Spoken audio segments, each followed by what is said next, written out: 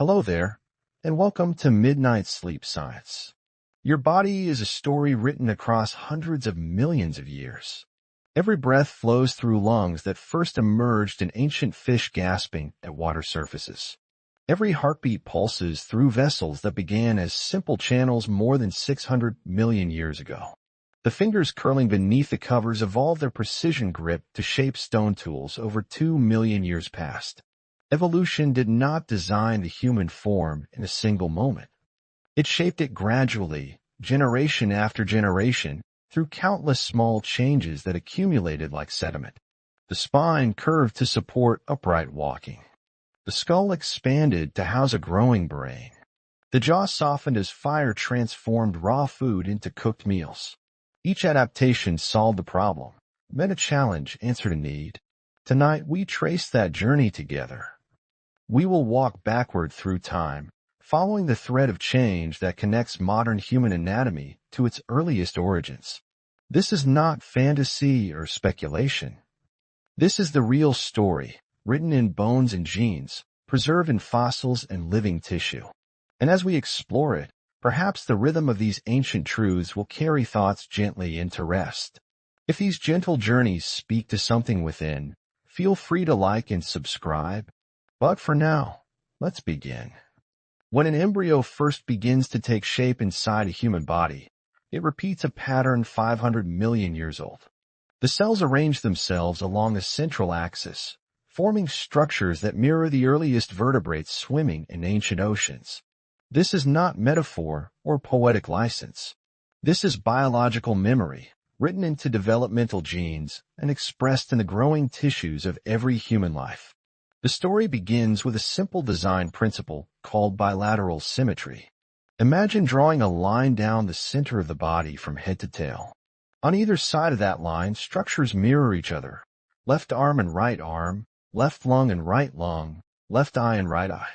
This arrangement emerged more than 500 million years ago, an ancestor shared by all vertebrates. Before bilateral symmetry, many early animals displayed radial symmetry, like flowers or sea anemones, with body parts radiating from a central point.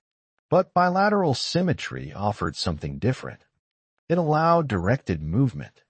It enabled an animal to have a front and a back to move purposefully forward rather than drifting in currents. With bilateral symmetry came a head. The collection of sensory organs and nervous tissue at the front of the body is called cephalization, and it happened because animals with this design could detect food and danger more effectively than those without it. Eyes faced forward. Chemical receptors clustered near the mouth. A concentration of nerve cells formed to process information quickly, giving rise to what would eventually become the brain. This was not planning or foresight on evolution's part. It was simply that animals with slightly better sensory organization at the front survived more often, reproduced more successfully, and passed those traits forward through generations. Beneath the skin and muscle of all vertebrates lies another ancient inheritance, the notochord. In the earliest chordates, this flexible rod of cells ran along the body's length, providing structural support. It was not bone. It was a firm yet bendable column that allowed the body to flex and move through water. Even today, human embryos develop a notochord during early gestation. That structure guides the formation of the vertebral column and then largely disappears, leaving only small remnants in the center of each intervertebral disc. Those gel-filled cushions between the bones of the spine contain cells descended from the notochord. When a disc herniates, when the soft nucleus pulposus pushes through its outer ring, that material traces its lineage directly back to the most primitive vertebrate ancestors. The notochord was revolutionary because it solved a mechanical problem. Soft-bodied. Animals could move by contracting muscles against a hydrostatic skeleton, essentially squeezing fluid-filled chambers. But this limited size and strength. A semi-rigid rod along the body's axis gave muscles something firm to pull against, allowing more powerful and controlled movement. This innovation appeared in the Cambrian period around 540 million years ago, when Earth's oceans filled with a sudden diversity of complex life. Fossilized remains from that time show creatures with clear notochords running through their bodies. From the notochord evolved the vertebral column.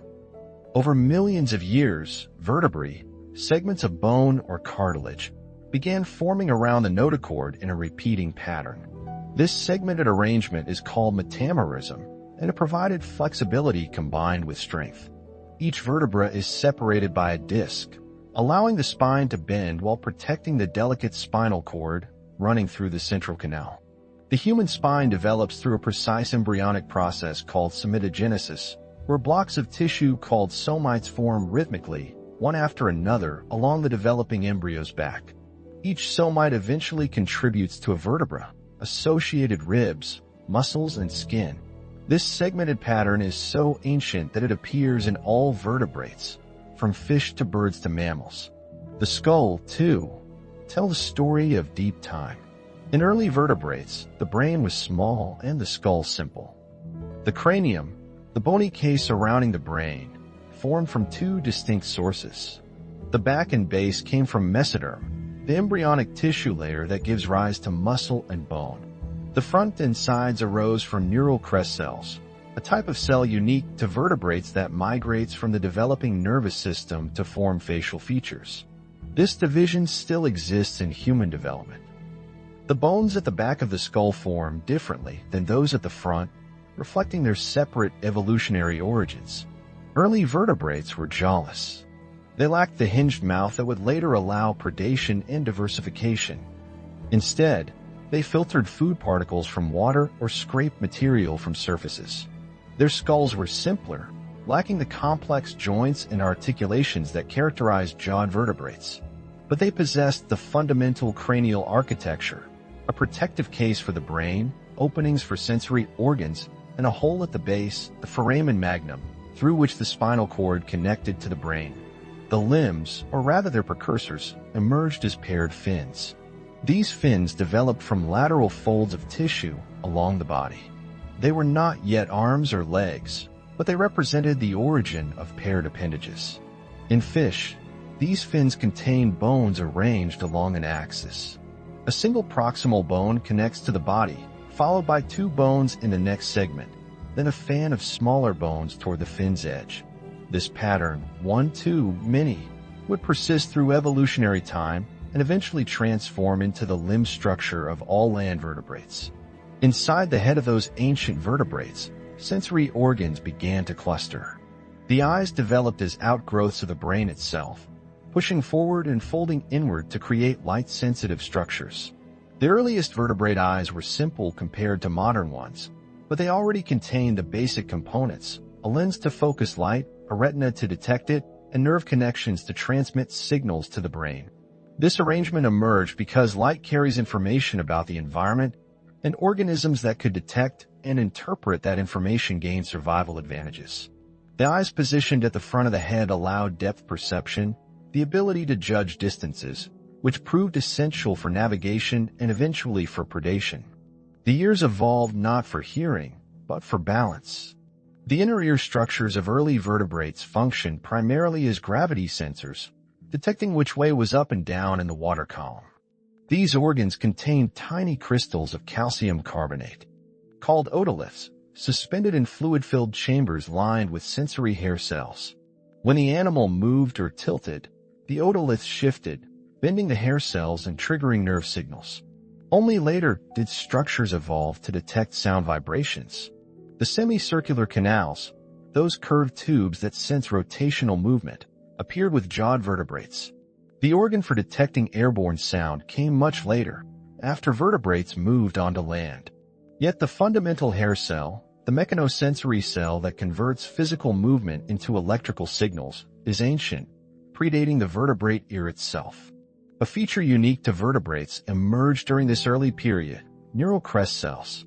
These remarkable cells form along the edges of the developing neural tube, then migrate throughout the embryo to generate an astonishing variety of structures. They give rise to the bones and cartilage of the face and skull. They form the sensory neurons that detect touch, temperature, and pain. They produce pigment cells that color the skin. They contribute to parts of the peripheral nervous system, the smooth muscle around blood vessels, and even some endocrine cells. No other animal group possesses neural crest cells. Their evolution represents one of the key innovations that distinguish vertebrates from all other organisms. The regulatory genes controlling neural crest development existed before vertebrates appeared. They originally directed simpler processes in the common ancestors of vertebrates and invertebrate chordates like tunicates. But in early vertebrates, these genetic programs became co-opted and expanded. The neural crest cells gain the ability to migrate long distances through the developing body and to differentiate into many distinct cell types. This multipotency, the capacity of one cell type to produce many others, transformed the vertebrate body plan. It enabled the evolution of a complex head with jaws, sensory organs, and sophisticated facial features. Scientists sometimes call the neural crest the fourth germ layer because it contributes so extensively to body structures, alongside the traditional three embryonic layers of ectoderm, mesoderm, and endoderm. Circulation moved through these early bodies in a simple but effective pattern. The heart originated as a single-layered tube that contracted rhythmically. This tubular heart appeared in the ancestors of vertebrates around 600 to 700 million years ago. In the simplest chordates like amphioxus and tunicates, the circulatory system remains open. Blood flows through spaces between tissues rather than being confined entirely to vessels. But in vertebrates, the system closed. Blood moved through a continuous network of arteries, capillaries, and veins.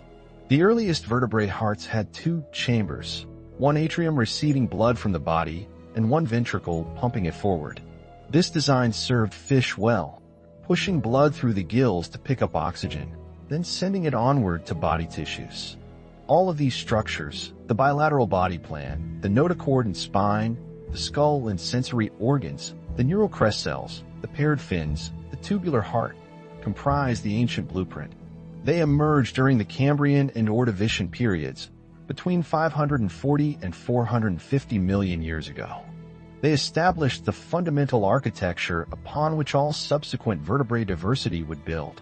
The human body contains every one of these features, modified and elaborated over vast spans of time, but still recognizably descended from those earliest vertebrates swimming in Paleozoic seas. Human development recapitulates elements of this history. An embryo develops a notochord that guides vertebral formation before disappearing. Neural crest cells migrate from the neural tube to build facial features. The heart forms as a simple tube that loops and divides into chambers. These developmental processes echo evolutionary events, not because embryos climb up an evolutionary ladder, but because evolution works by modifying existing developmental programs rather than inventing entirely new ones. The genetic instructions are ancient, conserved across hundreds of millions of years, passed from parent to offspring in an unbroken chain stretching back to the very origins of vertebrate life.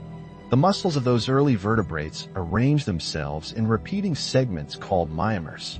These blocks of muscle tissue stacked along the body from head to tail, separated by thin sheets of connective tissue called myosepta. The pattern allowed powerful, coordinated movement through water. When one myomere contracted, it pulled on its neighbors, creating a wave of muscular activity that flexed the body side to side. This segmental arrangement corresponded directly to the segmented vertebrae, each vertebra aligned with myomeres, creating an integrated system where skeleton and muscle worked together to generate swimming motion. The shape of myomeres varied depending on how an animal moved. In the simplest chordates like lancelets, the muscle segments formed simple V-shapes. In more advanced fish, they folded into complex W patterns that extended over multiple vertebral segments. This elaborate geometry allowed each myomere to influence a greater length of the body, producing more efficient propulsion. In modern humans and other land vertebrates, myomeres have largely fused together. The distinct segments disappeared as terrestrial life required different forms of movement. Yet traces remain visible in erectus abdominis. The abdominal muscles that create the appearance of a six-pack, when well-developed, show the ancient segmental pattern. For more than 100 million years, all vertebrates lacked jaws. They were filter feeders or bottom dwellers, scraping food from rocks or sifting particles from water. Then, around 440 million years ago, during the Silurian period, a transformation occurred. The first arch of gill-supporting cartilage began to modify. Instead of supporting gills, it hinged. The upper portion became the upper jaw, the lower portion became the lower jaw, and the second gill arch shifted forward to brace the new structure against the skull. This innovation changed everything. Jaws allowed predation. Animals could bite and tear rather than merely filter or scrape. They could exploit new food sources, defend themselves more effectively, and diversify into environments previously unavailable. The development of jaws represents one of the most profound innovations in vertebrate history. Today, 99.8% of all living vertebrate species possess jaws. The jawless vertebrates, lampreys and hagfish, persist as evolutionary holdouts, their anatomy offering glimpses into what all vertebrates once looked like. The transition from gill arch to jaw required precise genetic changes. Enhancer sequences in DNA that controlled where and when certain genes activated had to shift their expression patterns. Cartilage cells that normally formed rigid gill supports needed to become more flexible, capable of forming movable joints. This joint, the skeletal hinge allowing the mouth to open and close, was essential. Without it, jaws would have been useless. The genetic machinery to create such joints already existed in the body, controlling the development of other articulating structures. Evolution co-opted these genetic programs and deployed them in a new location. The earliest evidence of jawed vertebrates comes from fragmentary fossils found in ancient marine sediments. Scales, teeth, and bone fragments appear in rocks from the Ordovician and Silurian periods. These remnants belong to armored fish called placoderms, long extinct but crucial to vertebrate evolution. Some researchers once believed even earlier fossils represented the first vertebrates with mineralized tissues. Recent analysis using high-resolution imaging revealed those specimens to be arthropods, not fish. The true origin of vertebrate mineralization, the hard tissues of bone and dentine, dates to the Middle Ordovician, around 470 million years ago. The earliest odontodes, the tooth-like structures covering vertebrate skin and forming actual teeth, may have served sensory rather than purely protective functions. Fossils show large, open pulp cavities suggesting rich innervation. The dentine tubules, microscopic channels running through tooth material, were exposed at the surface, which would have created sensitivity to touch and pressure. Only later did thick enameloid layers develop, covering those sensitive structures and transforming odontodes into armor and tools for feeding. This suggests the skeleton did not evolve primarily for protection or structural support, but possibly for sensing the environment. All these features together, the bilateral symmetry, the notochord giving rise to vertebrae, the skull protecting a centralized brain, the paired fins, the segmented muscles, the gill arches that would become jaws, the sensory organs concentrated at the head, formed the blueprint. 500 million years of evolutionary history established this design. It proved remarkably adaptable. From this foundation, vertebrates would radiate into every imaginable environment, from the deepest ocean trenches to the highest mountain peaks. The human body standing upright today, reading these words, resting beneath covers, carries this ancient architecture in every cell, every bone, every nerve. The journey from those first vertebrates to modern humans required countless modifications, but the fundamental plan remained. And the next great transformation will require leaving the water entirely. Water supports a body in ways air cannot. The density of water bears the weight of organs and bones, allowing creatures to grow large without collapsing under their own mass. It surrounds the skin with moisture, preventing dehydration. It conducts sound vibrations efficiently, carries chemical signals, and maintains stable temperatures. For hundreds of millions of years, vertebrates existed only in aquatic environments, their anatomy perfectly suited to that medium. But around 400 million years ago, during a geological period called the Devonian, some fish began to venture beyond the water's edge. The Devonian is often called the Age of Fishes because this period witnessed an explosive diversification of aquatic vertebrates. Jawed fish dominated the oceans, lakes, and rivers. They competed for resources, hunted one another, and occupied every available ecological niche. In shallow freshwater environments, swamps, estuaries, and seasonal pools, conditions could be harsh. Water levels fluctuated with rainfall and drought. Oxygen concentrations dropped in stagnant water, especially during warm periods when decomposition consumed available oxygen. Some fish evolved a solution to this problem. They gulped air at the surface. Air breathing did not originate in the Devonian. The capacity to extract oxygen from air traces back even further to ancient fish living in oxygen-poor waters. Lungs evolved as outpocketings of the digestive tract, specifically from the pharynx or esophagus region. These structures were originally single, unpaired organs in the most primitive air-breathing fish. They functioned alongside gills, supplementing oxygen intake when water oxygen proved insufficient.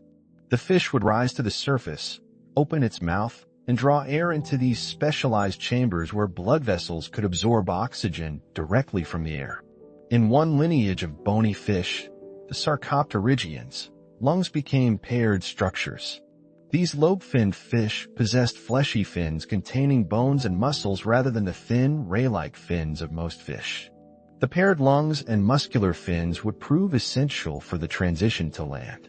Fossils from the late Devonian reveal fish with increasingly terrestrial adaptations.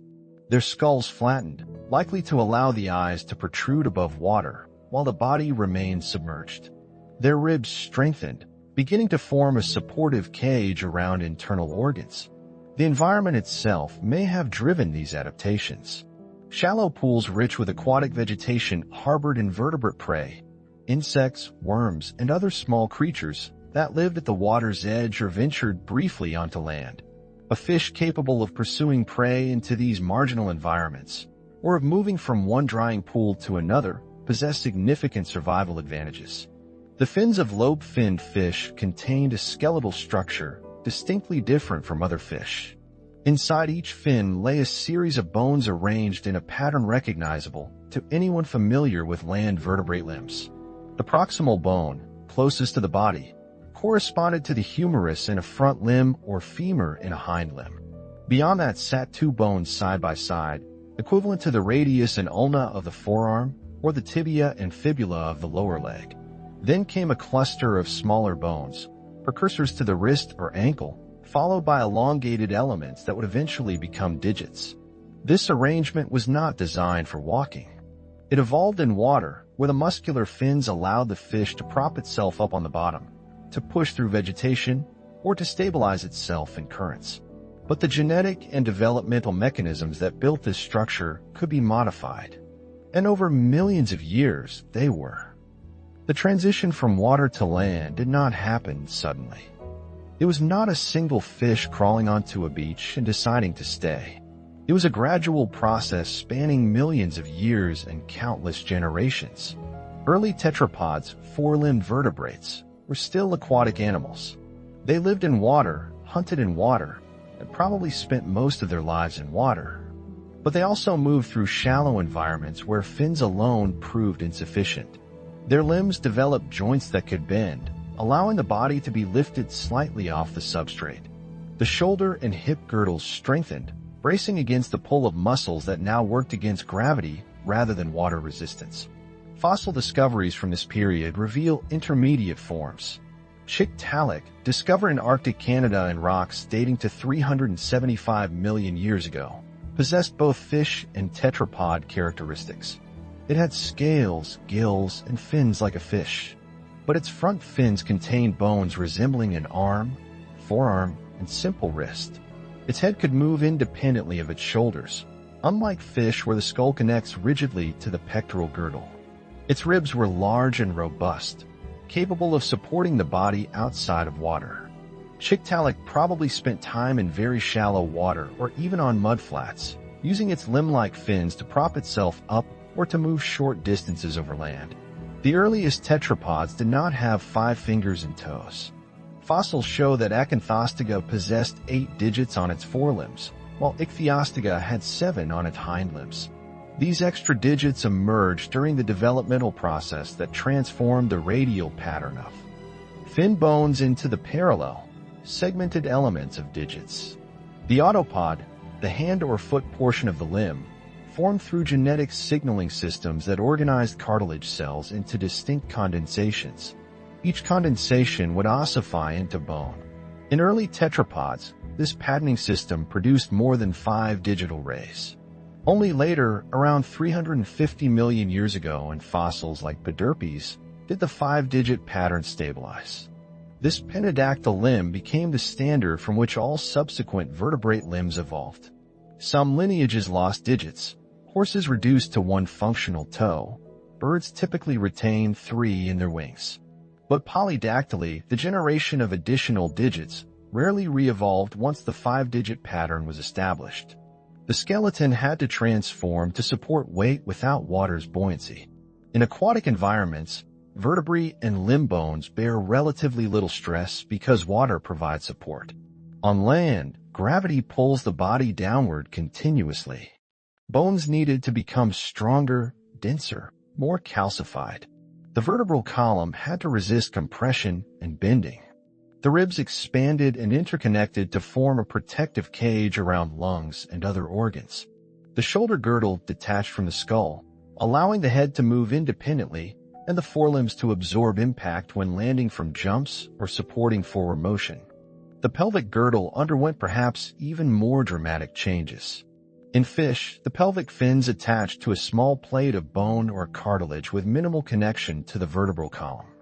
But in terrestrial vertebrates, the pelvis must transmit the entire weight of the body to the hind limbs. The pelvic bones grew larger and fused to the sacral vertebrae, specialized vertebrae in the lower back. This created a stable, rigid connection between spine and legs. The limb bones themselves thickened. The femur and humerus became robust, columnar structures capable of bearing loads. Joints developed more complex articulation surfaces, allowing controlled movement while maintaining strength.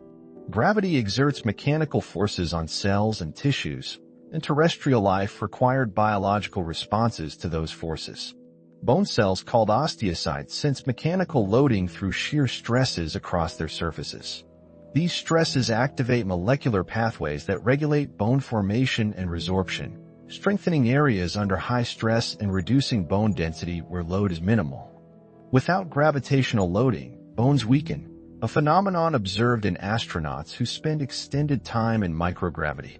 The skeletal system of land vertebrates evolved not just structural changes, but cellular mechanisms to continuously remodel bone in response to mechanical demands.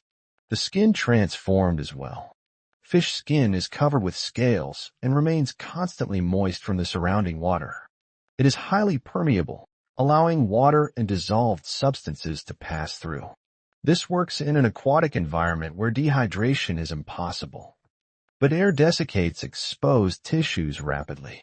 Amphibians, the first tetrapods to exploit terrestrial environments, developed a thin keratinized layer on the skin surface called the stratum corneum.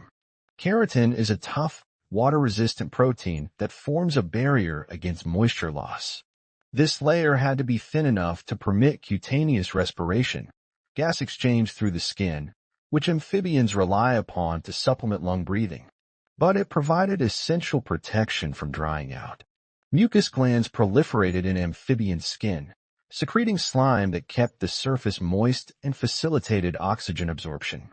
Granular glands developed to produce defensive toxins, deterring predators. These glandular structures were innovations that distinguished amphibian skin from fish scales. The color patterns of amphibian skin, produced by melanin pigments inherited from fish ancestors, serve both camouflage and warning functions. Some species develop bright colors that advertise their toxicity. The evolution of amphibian integument represented a compromise between aquatic and terrestrial demands, permeable enough for respiration, protective enough to prevent dehydration, and chemically defended against threats. Early tetrapods were not fully terrestrial. They remained tied to water for reproduction, laying eggs that required moist environments. They spent significant portions of their lives in aquatic habitats, particularly during larval stages. The transformation from aquatic larvae with gills to terrestrial adults with lungs, metamorphosis, became a defining characteristic of amphibians. This developmental transition recapitulated elements of evolutionary history within a single organism's lifetime. The paired lungs that characterize tetrapods evolved specifically during this transition. The earliest air-breathing fish possessed unpaired lungs, single, sac-like organs extending from the throat. But truly paired lungs, where the airway divides into two separate bronchi, leading to independent left and right lung structures, appeared only in the lineage toward tetrapods. This bilateral division improved efficiency dramatically.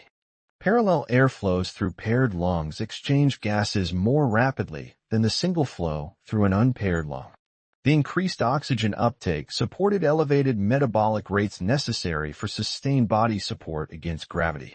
Breathing itself required new mechanisms. Fish pump water across gills using muscles in the mouth and throat. But moving air into lungs on land demanded different strategies. Early tetrapods likely used buccal pumping, swallowing air by depressing and raising the floor of the mouth, forcing it into the lungs. Later, costal aspiration evolved, where rib muscles expand the chest cavity, creating negative pressure that draws air inward. This method allows faster, more efficient ventilation and became the dominant breathing mechanism in most land vertebrates. Vision transformed dramatically at the water-land boundary. Light travels far through air, but scatters and absorbs quickly in water. The beam attenuation length, the distance light travels before losing most of its intensity, extends over 25,000 meters in clear air, but only a few meters in typical freshwater environments. This thousand-fold increase in transparency meant that eyes suddenly became useful across vastly greater distances. Fossil evidence shows eye orbit size tripled in vertebrates transitioning to land. Larger eyes gathered more light and resolved finer details, critical advantages when visual range expanded from one body length to hundreds of meters. Transitional forms like Tiktaalik already displayed enlarged eyes positioned high on flattened skulls, suggesting they exploited aerial vision even while remaining primarily aquatic. They could peer above the water surface, spotting prey or predators at distances impossible for fully aquatic animals. Hearing also required anatomical innovations. In water, sound waves transmit efficiently through tissues of similar density to the surrounding medium. But in air, impedance mismatch between air and body fluids prevents sound from entering the inner ear effectively. Early tetrapods evolved a tympanic membrane, an eardrum, stretched across an opening in the skull. This thin membrane vibrated in response to airborne sound. Behind it, a chain of bones derived from jaw elements transmitted those vibrations to the inner ear fluid. The stapes bone, originally part of the hyomandibular arch supporting fish gills, became the first middle ear ossicle. It bridged the air-filled middle ear cavity and the fluid-filled cochlea, amplifying vibrations and allowing terrestrial vertebrates to detect airborne sounds. This represented a dramatic reorganization of structures originally evolved for entirely different functions. The most revolutionary adaptation, however, came not from the adults, but from reproduction itself. Amphibians still lay eggs in water or moist environments because their eggs lack protective coverings and dehydrate rapidly in air. But around 320 million years ago, a new egg type evolved, the amniotic egg. This egg contained an internal membrane, called the amnion, that surrounded the embryo with protective fluid. Additional membranes, the chorion for gas exchange, the allantois for waste storage, and a shell to prevent water loss, created a self-contained aquatic environment. The developing embryo could complete its entire development inside the egg without ever contacting external water. Recent research suggests that early amniotes may have actually retained embryos internally longer than previously thought, with some exhibiting viviparity, live birth, before hard-shelled eggs became common. Regardless of whether eggs were laid or retained, the amniotic membranes freed reproduction from dependence on water bodies. Vertebrates could now reproduce entirely on land, venturing into deserts, mountains, and forests far from aquatic environments. This single innovation opened entire continents to vertebrate colonization. Among those colonizers, one group would evolve a posture that redefined the vertebrate body once more. Most tetrapods move on four limbs. They distribute weight across forelimbs and hindlimbs, balancing their center of mass horizontally over the ground. This quadrupedal posture characterized vertebrate life on land for hundreds of millions of years. Early tetrapods sprawled with limbs extending outward from the body at right angles, their bellies close to the ground. Later forms adopted a more upright stance, bringing their limbs underneath the body for more efficient locomotion.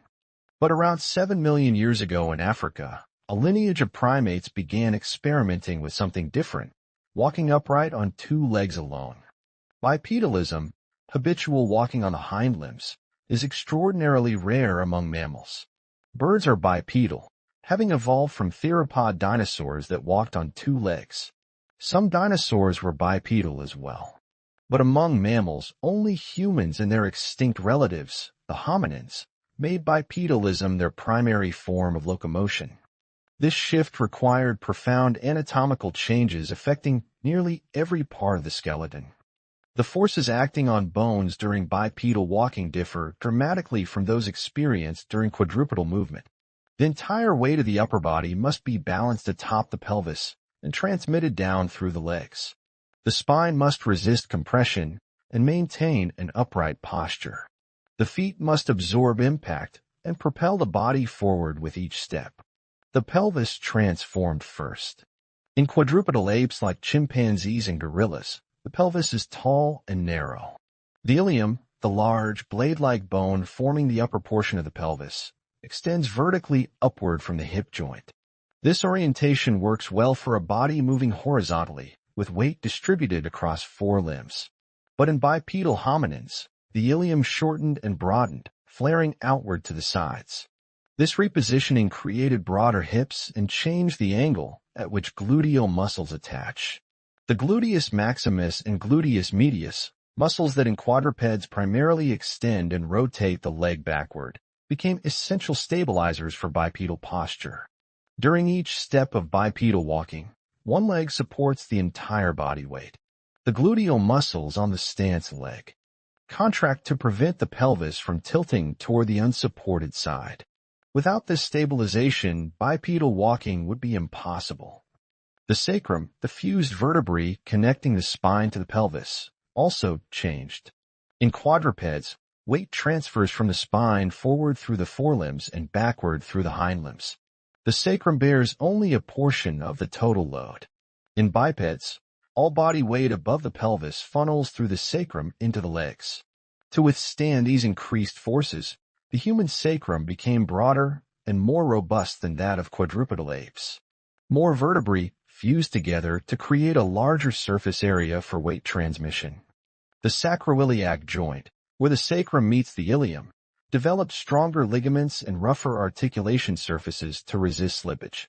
The spine itself underwent a remarkable transformation.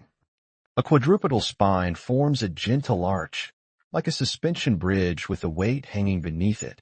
But a bipedal spine must stack vertebrae vertically while maintaining balance and flexibility. The solution evolution arrived at was a series of curves. The cervical spine in the neck curves forward, cervical lordosis. The thoracic spine in the chest curves backward, thoracic kyphosis. The lumbar spine in the lower back curves forward again, lumbar lordosis. Finally, the sacrum and coccyx curve backward. These alternating curves create an S shape when viewed from the side. This configuration acts as a spring, absorbing shock with each footfall and positioning the head directly above the pelvis. The position of the foramen magnum, the opening at the skull base through which the spinal cord exits, provides clear evidence of posture. In quadrupeds, the foramen magnum sits toward the back of the skull because the head projects forward from a horizontal spine. In bipeds, it shifted beneath the skull's center, allowing the head to balance atop a vertical spine. Fossil skulls from early hominins show this forward migration of the foramen magnum, one of the earliest signs of bipedal adaptation. Even in species like Sahelanthropus cadensis, dating to 7 million years ago and known only from a skull, The foramen magnum's position suggests some degree of upright posture. The legs lengthen relative to the arms. Quadrupedal apes have forelimbs and hind limbs of roughly similar length. Humans have legs significantly longer than arms, increasing stride length and making bipedal walking more efficient. The femur, the thigh bone, angled inward from hip to knee. This angle, called the bicondylar angle or carrying angle, brings the knees closer together beneath the body's center of mass. When one foot lifts during walking, the stance leg aligns more vertically, reducing the lateral sway that would otherwise occur. Fossil femora with bicondylar angles indicate bipedalism even when other skeletal elements are missing. The knee underwent its own set of modifications. In bipedal walking, the knee must lock into full extension during the stance phase, supporting the entire body weight on one leg. Quadrupeds typically maintain bent knees even while standing, distributing load across multiple limbs. The human knee evolved robust ligaments, particularly the cruciate ligaments that prevent forward and backward sliding of the femur on the tibia. These ligaments allow the knee to lock in a stable, energy-efficient position. The center of gravity in humans falls just in front of the knee joint.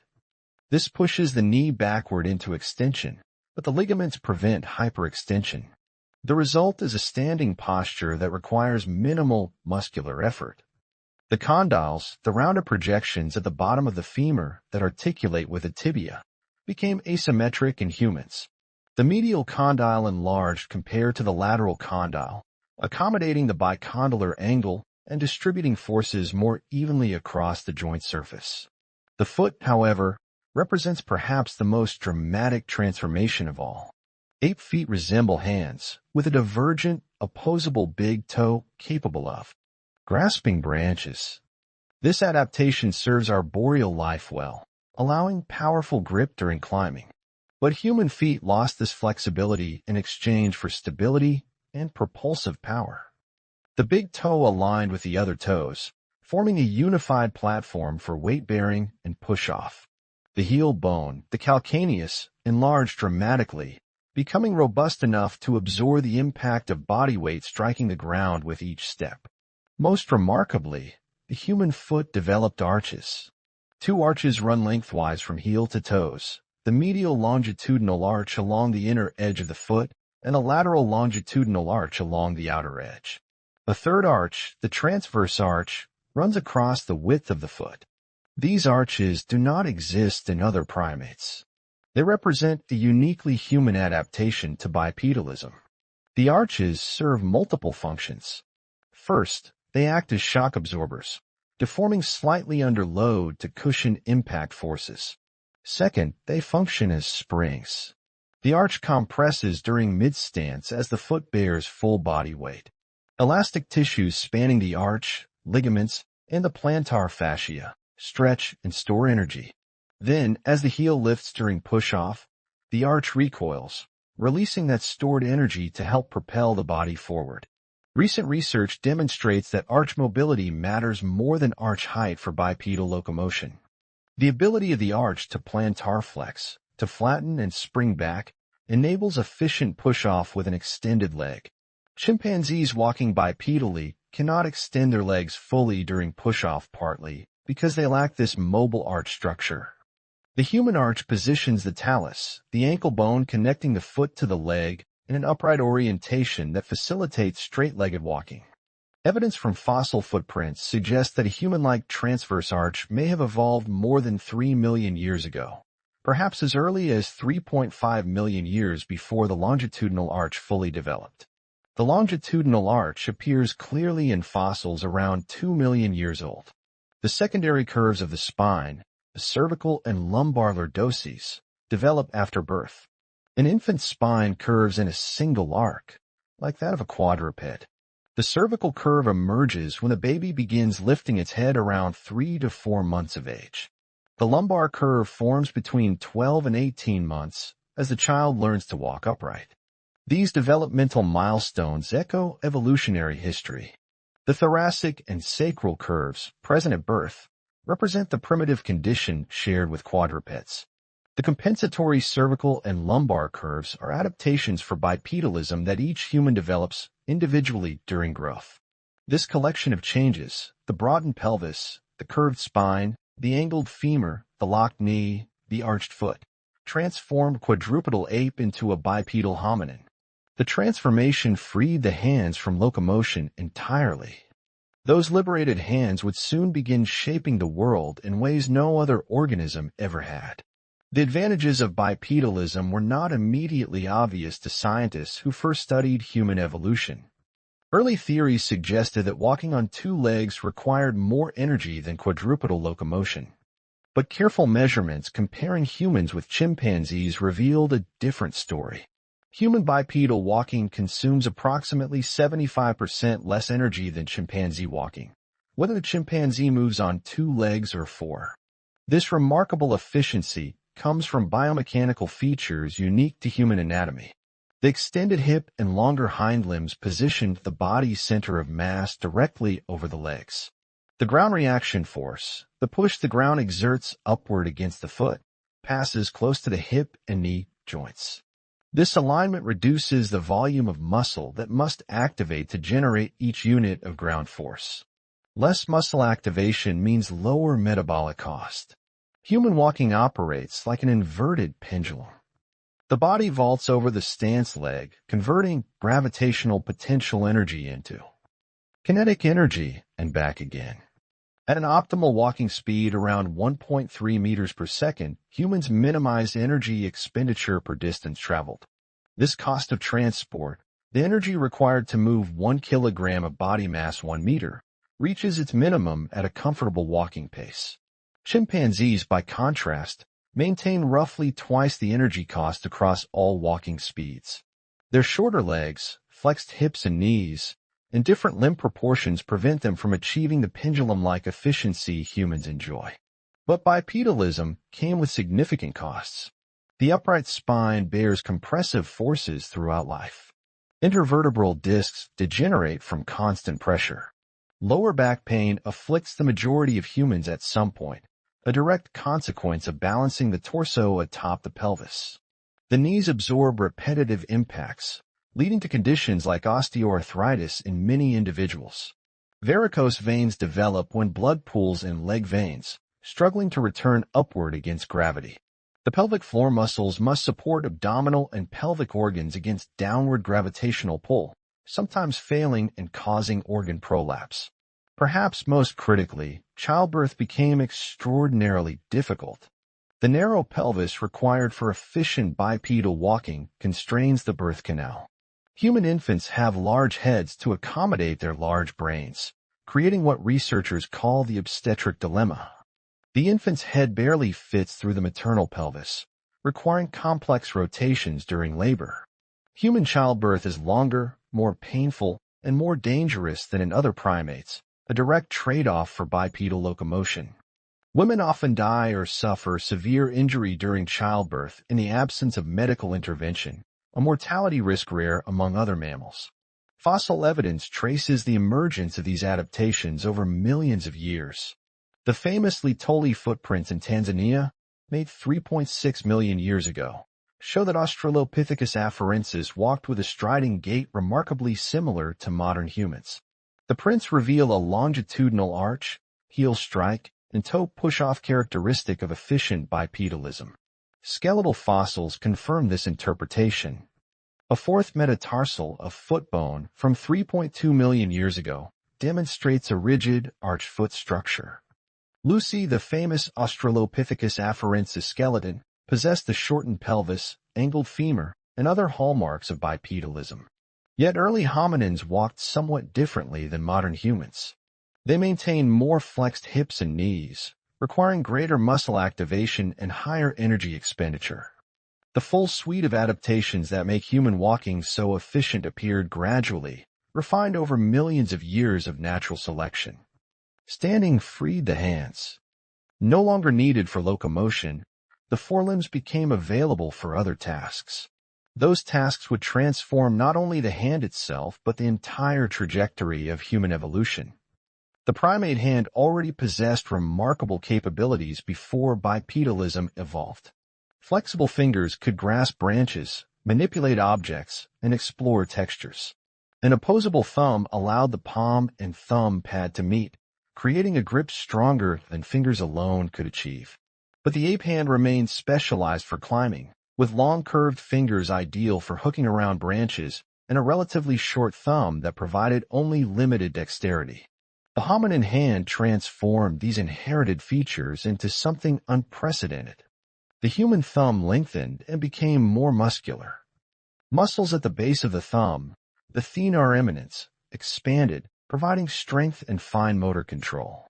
The thumb saddle joint at the base of the first metacarpal bone developed greater mobility, allowing the thumb to rotate and oppose not just the side of the hand but each individual fingertip.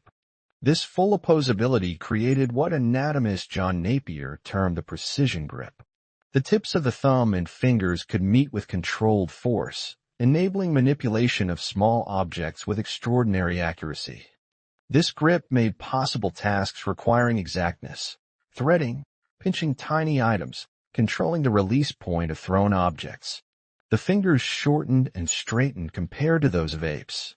Long curved fingers excel at suspensory locomotion, but prove less useful for manipulation.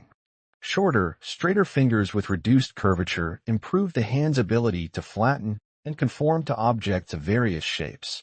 The fingertips broadened, expanding the surface area of the tactile pads rich with nerve endings. These fingertip pads contain some of the highest densities of mechanoreceptors in the entire body, sensors that detect pressure, vibration, and texture. The sensitivity allows humans to discriminate fine details through touch alone. The second fundamental grip that Napier identified was the power grip. In this configuration, fingers wrap around an object, typically a cylindrical handle, and the thumb reinforces from the opposite side. The palm and fingers distribute force across the gripped object, allowing transmission of considerable power without the object slipping free. This grip enables swinging tools, wielding clubs, and maintaining hold during forceful actions. The human hand evolved anatomical features supporting both grips. Robust finger bones resist bending forces. Strong flexor tendons and muscles generate gripping strength. The carpal bones in the wrist reorganize to allow the fingertips to converge toward the thumb when flexed. Research reveals that hands and feet evolve together. The genetic and developmental systems controlling digit formation in hands also affect feet. Changes in toe proportions driven by selection for bipedal walking caused corresponding changes in finger proportions. The human big toe became longer and more robust to provide propulsion during walking. At the same time, the thumb lengthened. The lateral toes shortened to reduce bending forces during the stance phase of walking. Simultaneously, the lateral fingers shortened. This coevolution means that adaptations for efficient bipedalism in the feet facilitated the emergence of manipulative capabilities in the hands. Selection for walking may have inadvertently created hand proportions ideal for tool use. The liberation of the hands from locomotion gave hominins access to technology in ways no other organism had achieved. Hands could carry objects across distances.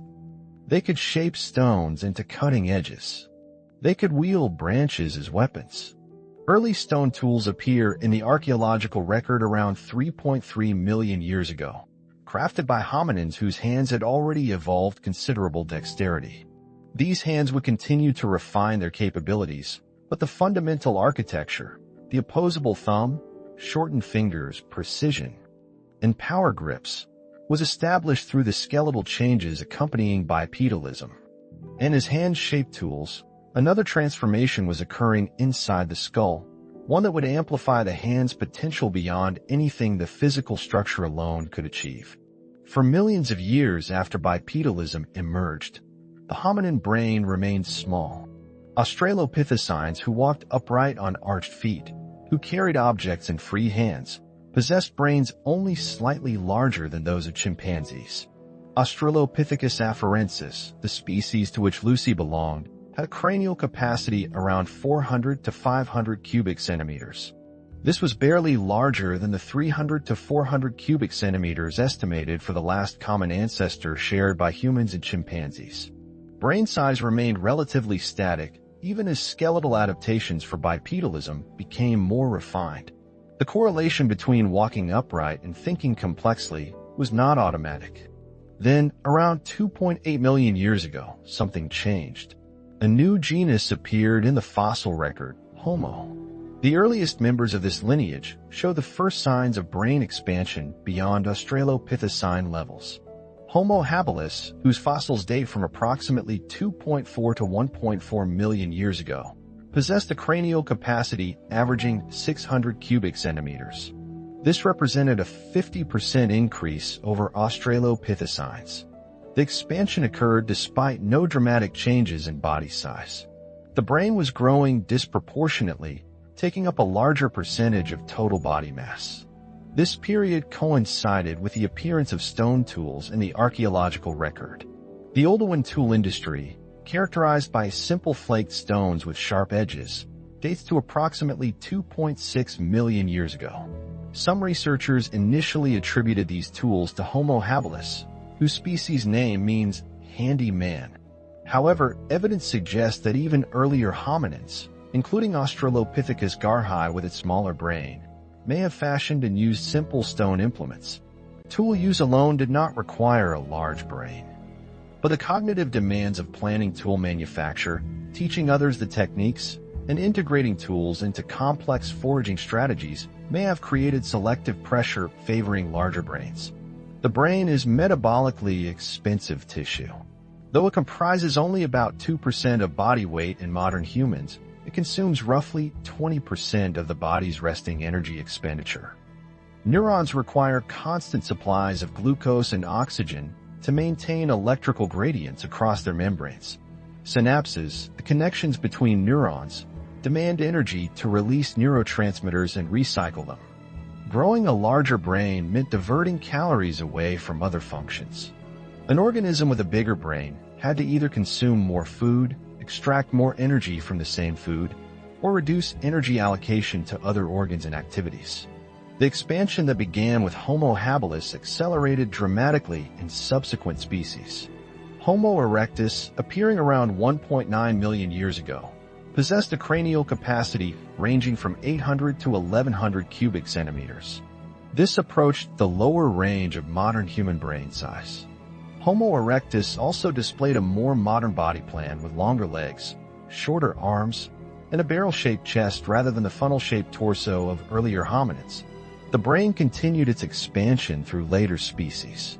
Homo heidelbergensis, living between 700,000 and 300,000 years ago, had brains averaging 1,200 cubic centimeters.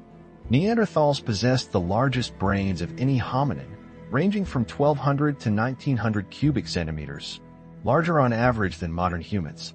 Modern Homo sapiens, appearing around 300,000 years ago, typically have cranial capacities around 1,300 to 1,400 cubic centimeters. This represents nearly a tripling of brain size from the Australopithecine baseline. The expansion was not uniform across all brain regions. The neocortex, the outer layer of the cerebrum responsible for higher-order processing, expanded disproportionately. Within the neocortex, certain areas grew more than others. Higher-order association areas, regions that integrate information from multiple sensory modalities and support abstract thinking, expanded relative to primary sensory and motor cortices. The prefrontal cortex, involved in planning, decision-making, and social cognition, became particularly enlarged in humans compared to other primates. The skull had to accommodate this expanding brain. Early hominins like Australopithecus possessed flat, sloping foreheads with prominent brow ridges. The face projected forward, and the cranial vault, the rounded upper portion housing the brain, was relatively small and low. As brain size increased, the skull became more globular. The forehead rose vertically. The brow ridges diminished or disappeared entirely in modern humans. The face retracted beneath the expanding brain case rather than projecting forward. These changes are visible in fossil skulls documenting the transition from early Homo through archaic humans to modern Homo sapiens. Accommodating a larger brain at birth, however, created a fundamental problem. The constraints of the bipedal pelvis limited the size of the birth canal. As discussed in a previous chapter, the pelvis had to remain relatively narrow for efficient bipedal walking. But the infant's head had to pass through that canal during birth. As brain size increased, the disparity between head size and birth canal dimensions grew more severe. Evolution arrived at a compromise. Human infants are born at an earlier developmental stage than other primates. A newborn chimpanzee has a brain approximately 40% the size of an adult chimpanzee brain. A newborn human has a brain only about 25% the size of an adult human brain. Human infants are remarkably helpless compared to other primate newborns. They cannot cling to their mothers, cannot support their own heads, cannot move independently.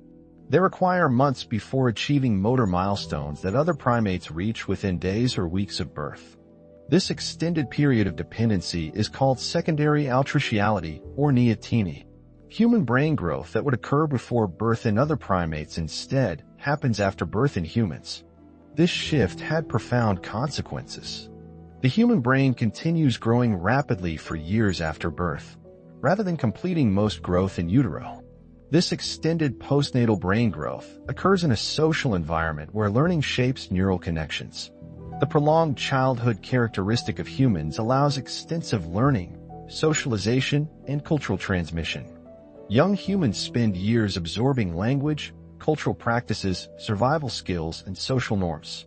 The plasticity of the developing brain, its ability to form and strengthen certain neural pathways while pruning others, means that experience literally shapes brain structure.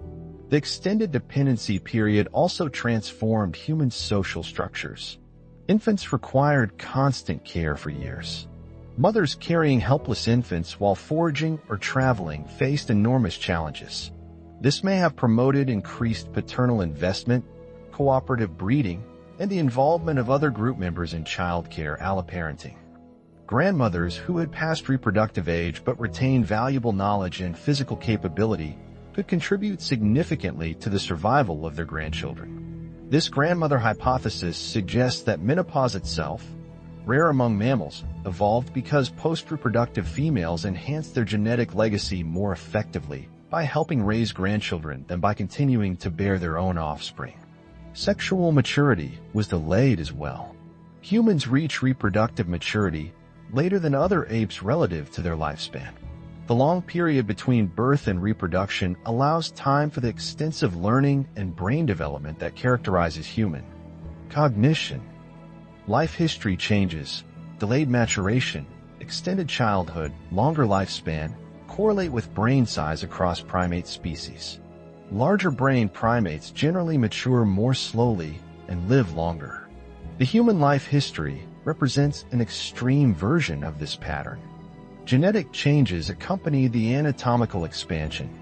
Genes regulating brain development showed accelerated evolution in the human lineage. Molecular changes increased the metabolic capacity of neurons, enhancing synaptic plasticity and information processing. The unique trajectory of human brain growth, with its extended postnatal expansion, required modifications to developmental timing genes. These genetic changes affected not just brain size, but also brain organization, connectivity patterns, and biochemical function. Interestingly, brain size has not increased steadily throughout human evolution. Neanderthals possessed larger brains on average than modern humans, yet modern humans are the species that survived. Brain size alone does not determine cognitive capability. The organization of the brain, the density of neural connections, the efficiency of information processing, and the specific enlargement of certain regions matter as much as or more than total volume. Modern human brains may be smaller than Neanderthal brains, but they appear to be organized differently, with distinct patterns of cortical expansion and connectivity. The costs of maintaining a large brain persisted throughout life. The constant energy demand meant that nutrition became critically important. A hominin with a large brain who could not secure adequate calories would suffer cognitive impairment or death. The brain's need for glucose never ceased. During sleep, during rest, during every moment of existence, neurons required fuel. This metabolic burden shaped human evolution in ways extending far beyond the skull. Dietary changes became essential. Evidence suggests that brain expansion episodes correlate with shifts in diet and foraging behavior. The appearance of Homo erectus with its much larger brain coincides with evidence of more systematic tool use, possible controlled use of fire, and exploitation of higher quality food sources including meat.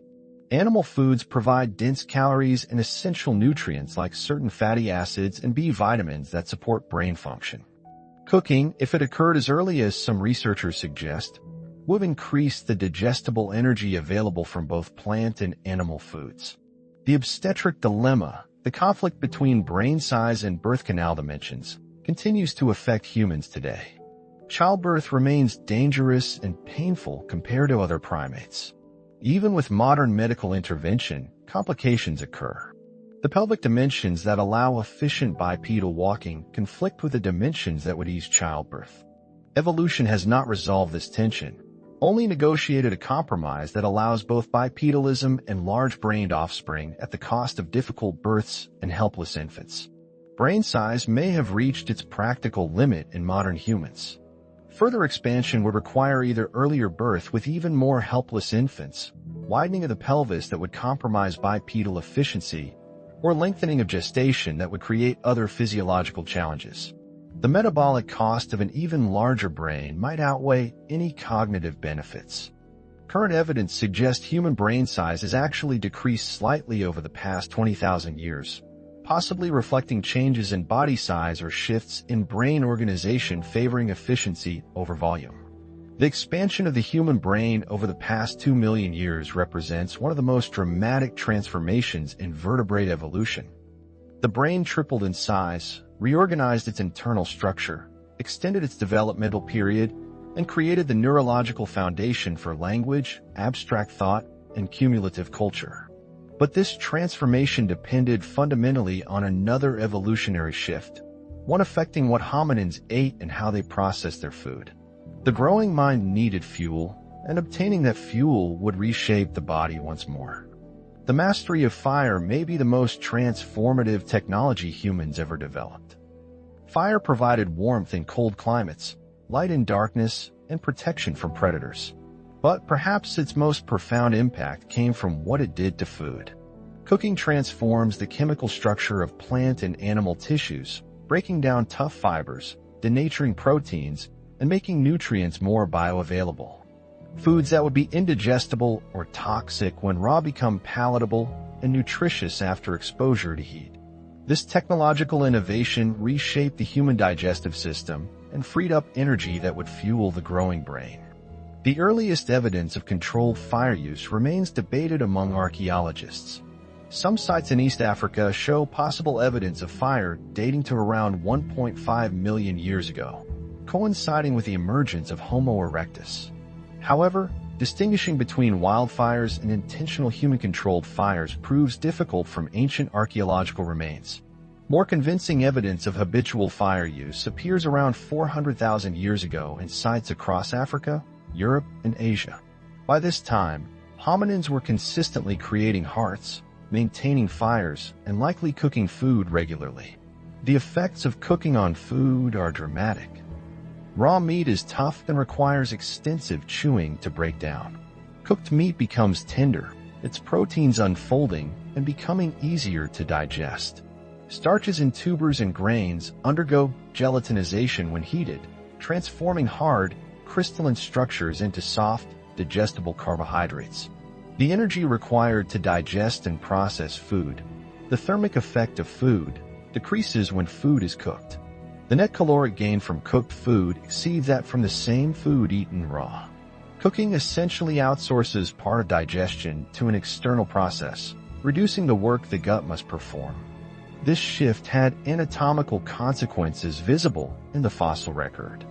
Early hominins like Australopithecus and Paranthropus possessed massive jaws with thick enamel on their teeth.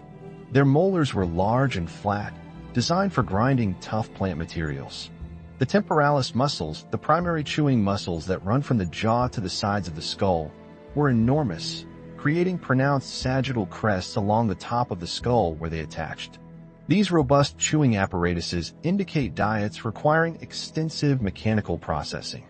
But with the arrival of Homo erectus, and the probable adoption of cooking, dental and jaw anatomy began to change. Teeth became smaller. The molars retained their grinding surfaces, but shrank in overall size. The incisors and canines also reduced. The jaw itself became less robust, with a thinner mandible and reduced muscle attachment sites. The sagittal crest disappeared entirely in later Homo species. Modern human jaws are remarkably gracile compared to those of earlier hominins or even our closest living relatives, the great apes. The face retracted as well. The prognathism, forward projection of the jaw and face, that characterized earlier hominins diminished. Modern human faces are relatively flat, tucked beneath the expanded brain case rather than projecting forward. This facial reduction correlates with decreased chewing demands. When food arrives, pre-processed through cooking, the mechanical forces acting on the jaw during mastication decrease. Natural selection no longer favored individuals with the most powerful chewing apparatus. Instead, resources could be allocated elsewhere, potentially to brain tissue, which, as discussed in the previous chapter, demands enormous energetic investment. The pattern of tooth eruption changed as well. In great apes, molars erupt relatively early, with the third molars appearing before full adult body size is reached. In humans, the third molar's wisdom teeth emerge late, often in the late teens or early 20s. This delayed eruption reflects the extended period of growth and development characteristic of humans. It also may reflect reduced selection pressure for early molar eruption when cooked foods require less chewing force. Interestingly, many modern humans experience impaction of third molars. The teeth fail to erupt properly, becoming trapped beneath other teeth or embedded in the jawbone. This occurs because the human jaw has shrunk over evolutionary time while the number of teeth has remained constant. There is simply insufficient space in the modern jaw to accommodate all 32 teeth comfortably. Wisdom tooth impaction represents an evolutionary mismatch, anatomy that was adaptive in the past but creates problems in the present context. The digestive tract also underwent modifications, though these are less visible in skeletal remains. Gut tissue is metabolically expensive, requiring significant energy to maintain. When food arrives pre-digested through cooking, the gut can be shorter and simpler while still extracting adequate nutrition. Comparative anatomy reveals that humans have relatively small digestive tracts compared to other primates of similar body size. The human small intestine is shorter than would be predicted based on primate scaling relationships. The large intestine is smaller as well. This reduction created metabolic savings. The energy not devoted to maintaining extensive gut tissue could be redirected to other organs. Some researchers propose a trade-off between gut size and brain size, sometimes called the expensive tissue hypothesis. According to this model, the brain and the gut both require large amounts of energy relative to their mass. An organism with a fixed metabolic budget cannot simultaneously maximize both. Cooking allowed gut reduction, which freed up energy for brain expansion. The timing of possible habitual fire use in Homo erectus coincides with the rapid brain expansion that began around 2 million years ago. The stomach capacity of humans falls between those of carnivores and herbivores. Pure herbivores require large fermentation chambers to break down cellulose and extract nutrients from plant material. Pure carnivores can manage with smaller stomachs because meat is calorie-dense and relatively easy to digest. Humans, as omnivores consuming both plant and animal foods and cooking both, developed intermediate stomach proportions. The human stomach volume averages around 1 to 1.5 liters when full. Cooking also affected food preferences and sensory perception. The Maillard reaction, the chemical process that browns meat and creates complex flavors when amino acids and sugars are heated together, produces hundreds of aromatic compounds. These compounds are absent in raw food. Humans evolved to find these cooked food flavors appealing. The preference for cooked food is so strong that humans will choose cooked items over raw equivalents, even when both are available and nutritionally equivalent. This preference likely reflects evolutionary history, where cooked food provided survival advantages. The adoption of cooking may have influenced social structures.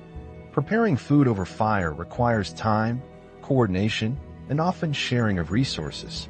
A cooking site becomes a central gathering place where group members congregate, share food, and interact.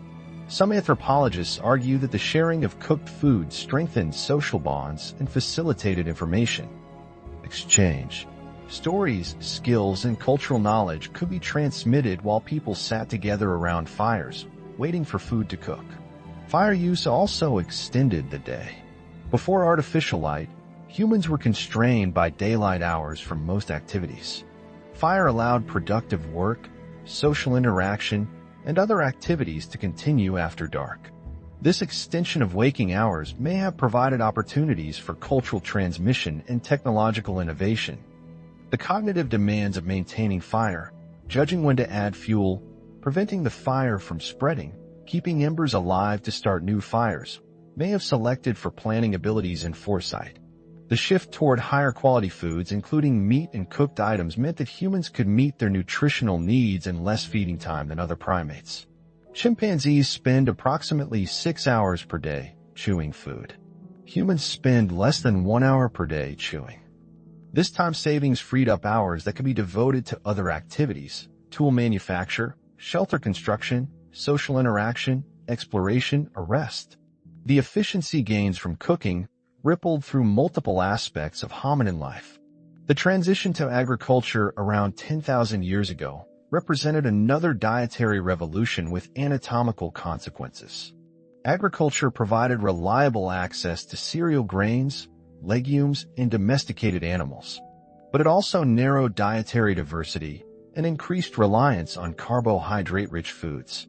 The teeth of agricultural populations showed different wear patterns than those of hunter-gatherers. Dental cavities, became more common with increased consumption of fermentable carbohydrates. Tartar buildup increased as well. Agricultural diets were often softer than hunter-gatherer diets. Gruel, porridge, and bread require less chewing than whole fruits, nuts, and fibrous vegetables. This shift towards softer foods is visible in changing jaw dimensions over the past several thousand years. Some research suggests that average human brain size decreased slightly beginning around 3,000 years ago, possibly coinciding with agricultural intensification and the rise of complex societies. The reasons for this decrease remain debated, with explanations ranging from changes in body size to shifts in brain organization favoring efficiency over raw volume. Lactase persistence, the ability to digest milk sugar into adulthood, evolved independently in multiple human populations that practice dairy farming. Most mammals lose the ability to produce lactase, the enzyme that breaks down lactose after weaning. But in populations with long histories of milk consumption, genetic variants arose that maintained lactase production throughout life. This represents one of the clearest examples of recent human evolution in response to dietary change. Today, populations with ancestral ties to cattle herding, such as those of Northern European descent, show high frequencies of lactase persistence. Populations without such histories, including most East Asian and many African populations, typically lose lactase activity in childhood. The ability to extract more energy from food through cooking and processing allowed human populations to grow. More calories per unit of foraging effort meant that a given area of land could support more individuals. Population density increased, particularly after the agricultural transition. But higher population densities also created new selective pressures. Infectious diseases spread more easily in crowded settlements. Immune system evolution accelerated in response to novel pathogens. The evolutionary story of human diet intertwined with the evolutionary story of human immunity, social organization, and disease. The foods humans eat today, the preferences for sweet and fatty flavors, the relatively small teeth and weak jaws, the shortened digestive tract, all reflect millions of years of dietary evolution culminating in the transformative adoption of cooking. The human body bears the signature of fire, and as diet changed the internal anatomy, the external covering of the body was transforming as well, adapting to new environmental challenges and ways of life. Look at the skin on an arm or leg. Compared to most mammals, it appears nearly bare. Fine hairs cover much of the body, but they lack the density and length of true fur. Humans are sometimes called the naked ape, and this description captures a fundamental truth about human evolution. At some point in hominin history, thick body hair disappeared, replaced by sparse, fine hairs and an extraordinary density of sweat glands. This transformation was not merely cosmetic.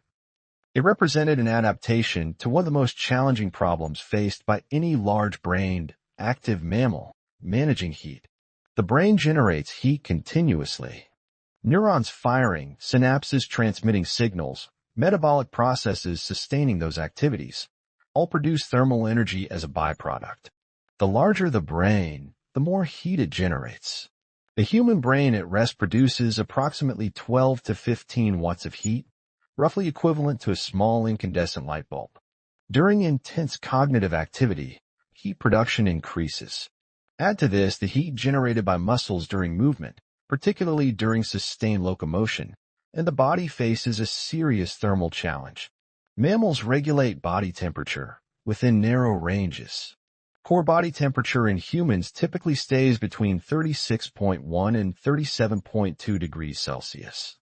Temperature regulation is critical because cellular proteins denature and lose function when temperatures rise too high. Enzymes work optimally only within specific temperature ranges. The brain is particularly vulnerable to overheating. Even a few degrees of elevation can impair cognitive function and, if sustained, cause permanent damage. Most mammals manage heat through behavioral adaptations, seeking shade, reducing activity during hot periods, panting to evaporate moisture from the respiratory tract. Fur provides insulation that works both ways, keeping heat in during cold conditions and reflecting solar radiation during hot conditions. But fur also traps heat close to the body, making it difficult to dissipate internal heat generated by metabolism and muscle activity. Early hominins likely retained considerable body hair.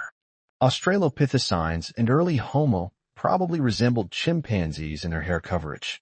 But as brain size increased and activity patterns changed, heat dissipation became more challenging. The combination of an enlarged, heat-generating brain, bipedal locomotion that elevated the body away from ground-reflected heat, and possibly increased daytime activity required more efficient cooling mechanisms. The timing of hair loss in human evolution remains uncertain because soft tissues like hair and skin do not fossilize. Researchers have used indirect methods to estimate when humans lost their body hair. One approach examines the evolution of body lice, which live in clothing rather than directly on skin like head lice. Molecular clock estimates suggest body lice diverged from head lice sometime between 70,000 and 170,000 years ago. This divergence implies that humans were wearing clothing by that time, which in turn suggests they had already lost most body hair. Body hair loss likely occurred much earlier, possibly between 1 and 2 million years ago, coinciding with the expansion of Homo erectus. Hair did not disappear entirely. Humans retained significant hair growth on the scalp, in the armpits, and in the pubic region. Scalp hair likely persisted because it protects the brain from direct solar radiation.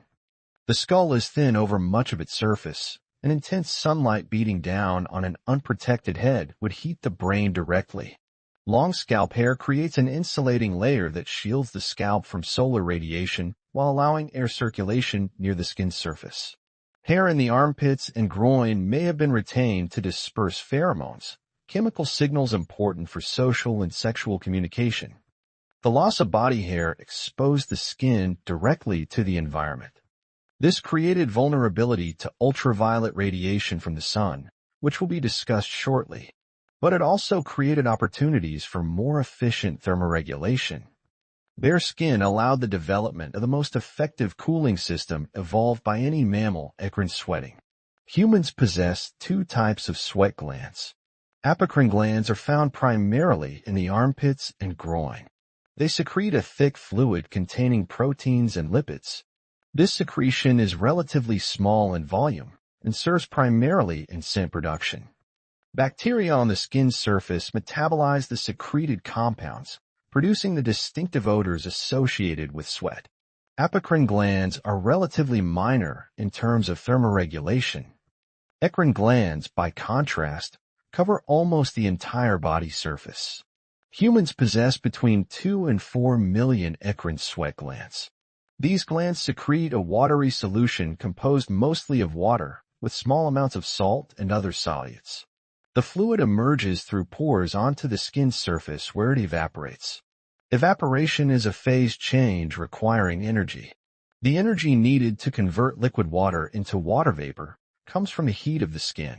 As sweat evaporates, it removes heat from the body, cooling the blood flowing through vessels near the skin's surface. This cooled blood then circulates back to the core and brain, lowering overall body temperature. The density of eccrine sweat glands in humans far exceeds that of other primates. Chimpanzees have eccrine glands, but they are less numerous and produce less sweat. Humans can produce up to 1 liter of sweat per hour during intense exercise in hot conditions. This represents an extraordinary capacity for evaporative cooling. The system is so effective that humans can maintain activity levels that would cause other mammals to overheat and collapse. This cooling capacity may have enabled a hunting strategy unique to humans, persistence hunting. In hot climates, humans can pursue prey animals over long distances during the heat of the day. The prey animals, typically quadrupeds covered with fur, cannot dissipate heat effectively while running. They must stop periodically to pant and cool down. But the pursuing humans, sweating continuously and cooling as they run, can maintain pursuit without stopping. Eventually, the prey animal succumbs to hyperthermia, overheating, and can no longer flee. The humans approach and dispatch it. Evidence for persistence hunting comes from ethnographic observations of modern hunter-gatherer groups, particularly in southern Africa. The San people of the Kalahari have been documented using this technique. The hunt can last 4 to 6 hours, covering distances of 25 kilometers or more. The prey animal, often a kudu or similar antelope, eventually collapses from heat exhaustion. The effectiveness of this strategy depends entirely on the human capacity for evaporative cooling through eccrine sweating. Running in the heat also required other adaptations. The human body shape, tall and linear with relatively long limbs, increases surface area relative to volume. This high surface-to-volume ratio facilitates heat loss. Populations native to hot climates tend to have particularly linear body builds. Populations native to cold climates, by contrast, tend toward more compact body shapes with shorter limbs, reducing surface area and conserving heat. These patterns follow Bergmann's rule and Allen's rule, ecological principles describing how body proportions vary with climate across many mammalian species. The cardiovascular system adapted to support sweating. Blood flow to the skin increases during heat stress, shunting warm blood to the surface where it can be cooled. The volume of blood increases to compensate for fluid lost through sweat. Individuals who are heat acclimated, who have experienced prolonged exposure to hot conditions, show increased plasma volume and more efficient sweating responses. The kidneys adjust to conserve sodium lost in sweat, though this adaptation is imperfect. Excessive sweating can deplete electrolytes, leading to muscle cramps and, in severe cases, hyponatremia, dangerously low sodium levels. Sweating creates a constant demand for water. Unlike most mammals, which can tolerate dehydration levels of 8 to 10% of body weight, humans begin experiencing severe impairment at 3 to 4% dehydration. This means humans living in hot climates or engaging in vigorous activity need frequent access to water. The distribution of early human populations may have been constrained by water availability. Settlements appeared near rivers, lakes, springs, and other reliable water sources. The ability to carry water in containers, first perhaps in ostrich eggs or animal bladders, later in pottery or gourds, expanded the range humans could inhabit. The loss of body hair exposed skin to ultraviolet radiation from the sun. UV radiation damages DNA and skin cells, causing mutations that can lead to skin cancer. It also breaks down folate, a B vitamin essential for DNA synthesis and cell division.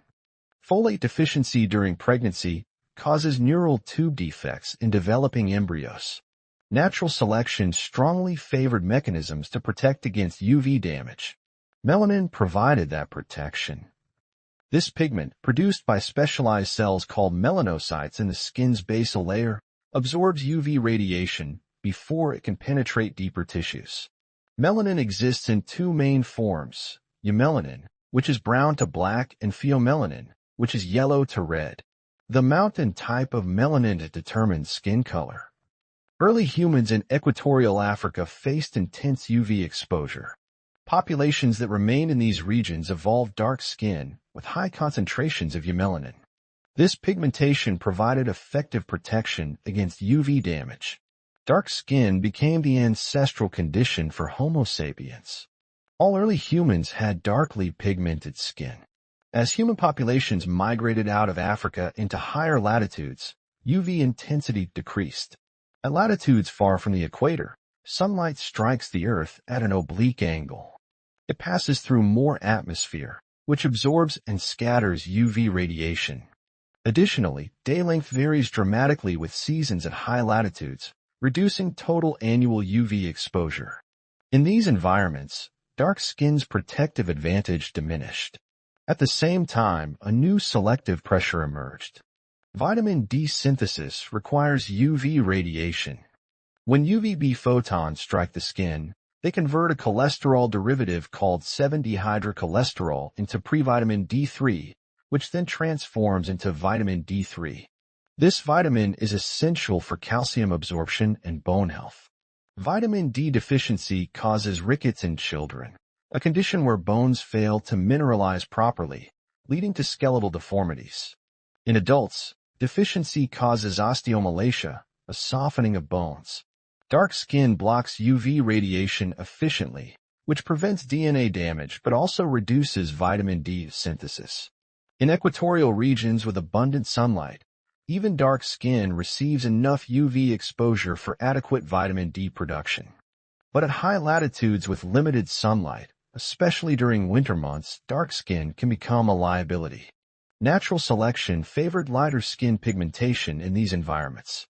Lighter skin allows more UV penetration, enabling sufficient vitamin D synthesis even with reduced solar intensity.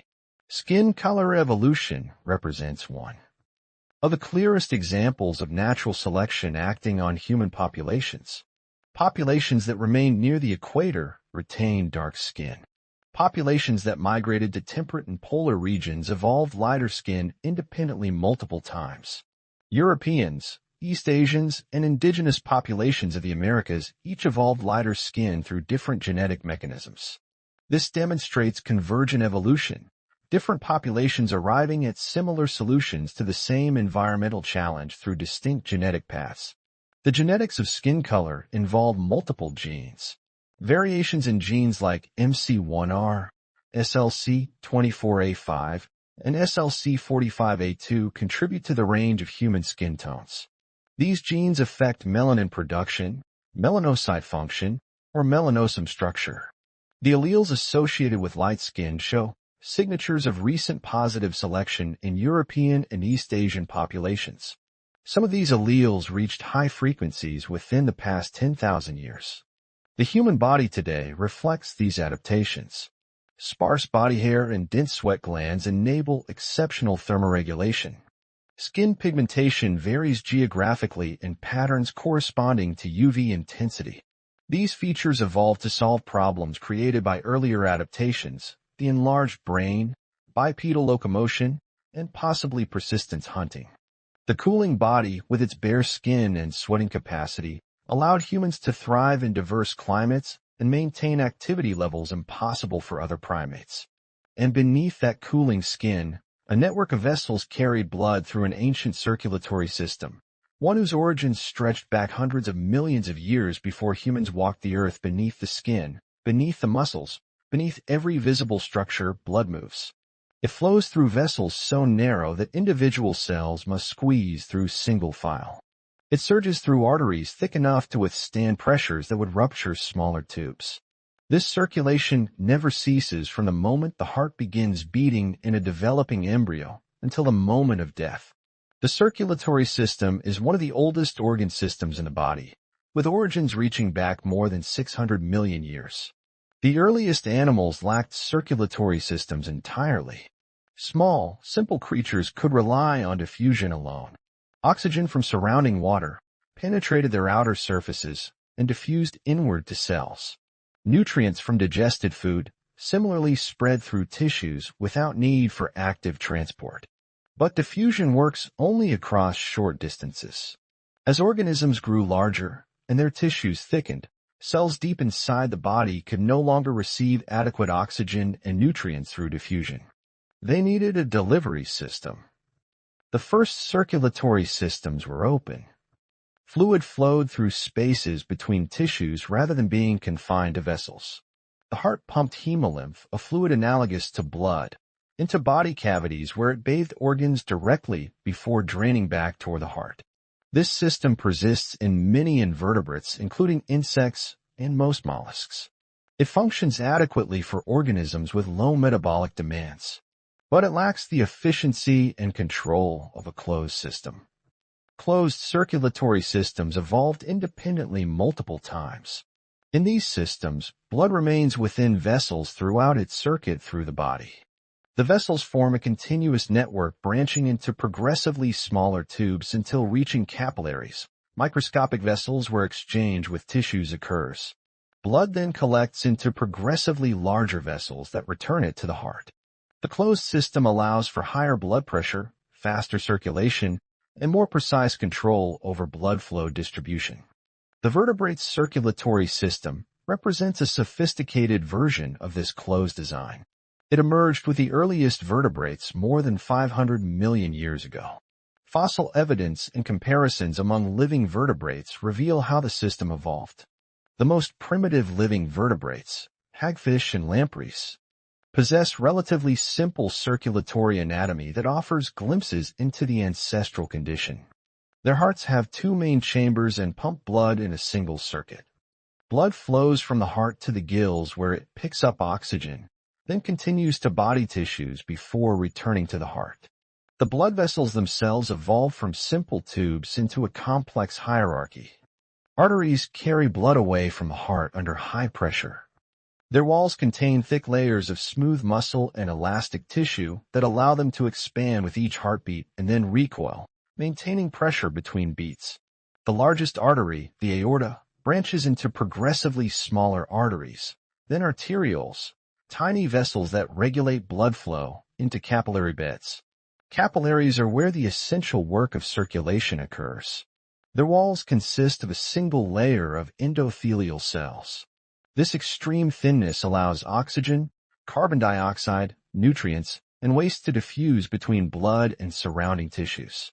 The capillary networks are so extensive that nearly every cell in the body sits within a few cell widths of a capillary. The total length of all capillaries in an adult human body, if stretched end to end, would extend approximately 60,000 miles, enough to circle the Earth more than twice. Blood exits capillaries into venules, which merge into progressively larger veins. Veins return blood to the heart under low pressure. Unlike arteries, veins have thinner walls and contain one-way valves that prevent backward flow. Skeletal muscle contractions surrounding veins help push blood toward the heart, particularly in the legs where blood must travel upward against gravity.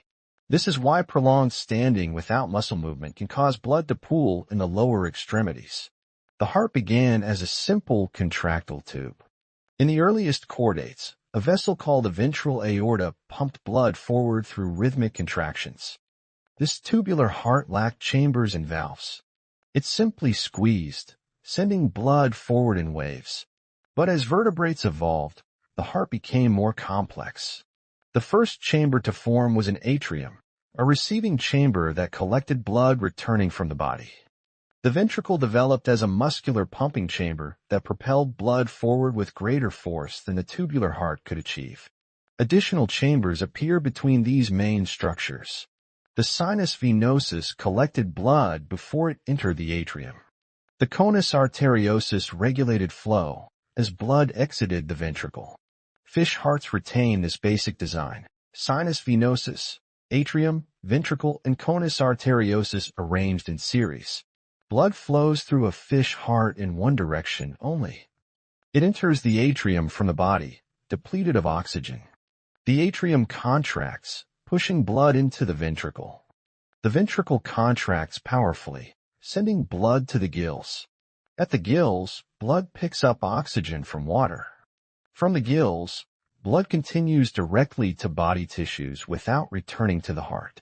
This single-loop circulation works effectively for fish because they live in water that provides support and they maintain relatively low metabolic rates compared to land vertebrates. Land vertebrates faced a different challenge. They needed to pump blood to lungs for oxygenation and then pump it again to body tissues. A single circuit could not generate sufficient pressure for both tasks efficiently. The solution was partial or complete separation of the circulation into two loops. In the pulmonary loop, blood travels from the heart to the lungs and back. In the systemic loop, blood travels from the heart to the rest of the body and back. Amphibians achieved partial separation by dividing the atrium into left and right chambers. Oxygen-poor blood from the body enters the right atrium. Oxygen-rich blood from the lungs enters the left atrium. Both atria empty into a single ventricle. The ventricle pumps blood to both the lungs and the body. Although the ventricle is undivided, its internal structure and the timing of contractions minimize mixing of oxygen-rich and oxygen-poor blood. Reptiles developed a partial ventricular septum, a wall that incompletely divides the ventricle into left and right sides. This further reduced mixing and improved separation of the two circuits. Some reptiles, particularly crocodilians, evolve a complete ventricular septum, creating a true four-chamber heart. Birds and mammals also possess four-chamber hearts, though birds evolved this independently from mammals. The mammalian heart consists of two atria and two ventricles. The right side handles the pulmonary circuit. Oxygen-depleted blood from the body enters the right atrium through large veins called the superior and inferior vena cava. The right atrium contracts, pushing blood through the tricuspid valve into the right ventricle. The right ventricle contracts, sending blood through the pulmonary valve into the pulmonary arteries leading to the lungs. At the lungs, blood releases carbon dioxide and absorbs oxygen. Oxygenated blood returns through pulmonary veins to the left atrium. The left atrium contracts, pushing blood through the mitral valve into the left ventricle. The left ventricle, with its thick muscular walls, contracts powerfully, sending blood through the aortic valve into the aorta. From the aorta, blood distributes to all body tissues. The human heart beats approximately 70 times per minute at rest. Over a lifetime, it contracts more than 2.5 billion times. It pumps roughly 5 liters of blood per minute at rest, increasing to 25 liters or more during intense exercise. The heart muscle never rests except for the brief pause between beats. It must maintain this rhythm continuously for decades. The heart generates its own electrical signals. The sinoatrial node, a cluster of specialized cells in the right atrium, initiates each heartbeat. This pacemaker produces rhythmic electrical impulses that spread through the atrial muscle, causing it to contract.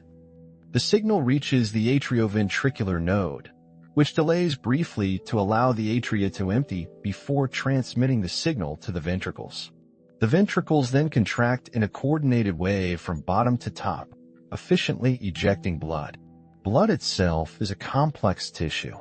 It consists of cells suspended in a fluid called plasma. Plasma is mostly water with dissolved proteins, nutrients, hormones, and waste products. The cells include red blood cells, white blood cells, and platelets. Red blood cells carry oxygen. Each cell is packed with hemoglobin, a protein containing iron atoms that bind reversibly to oxygen molecules.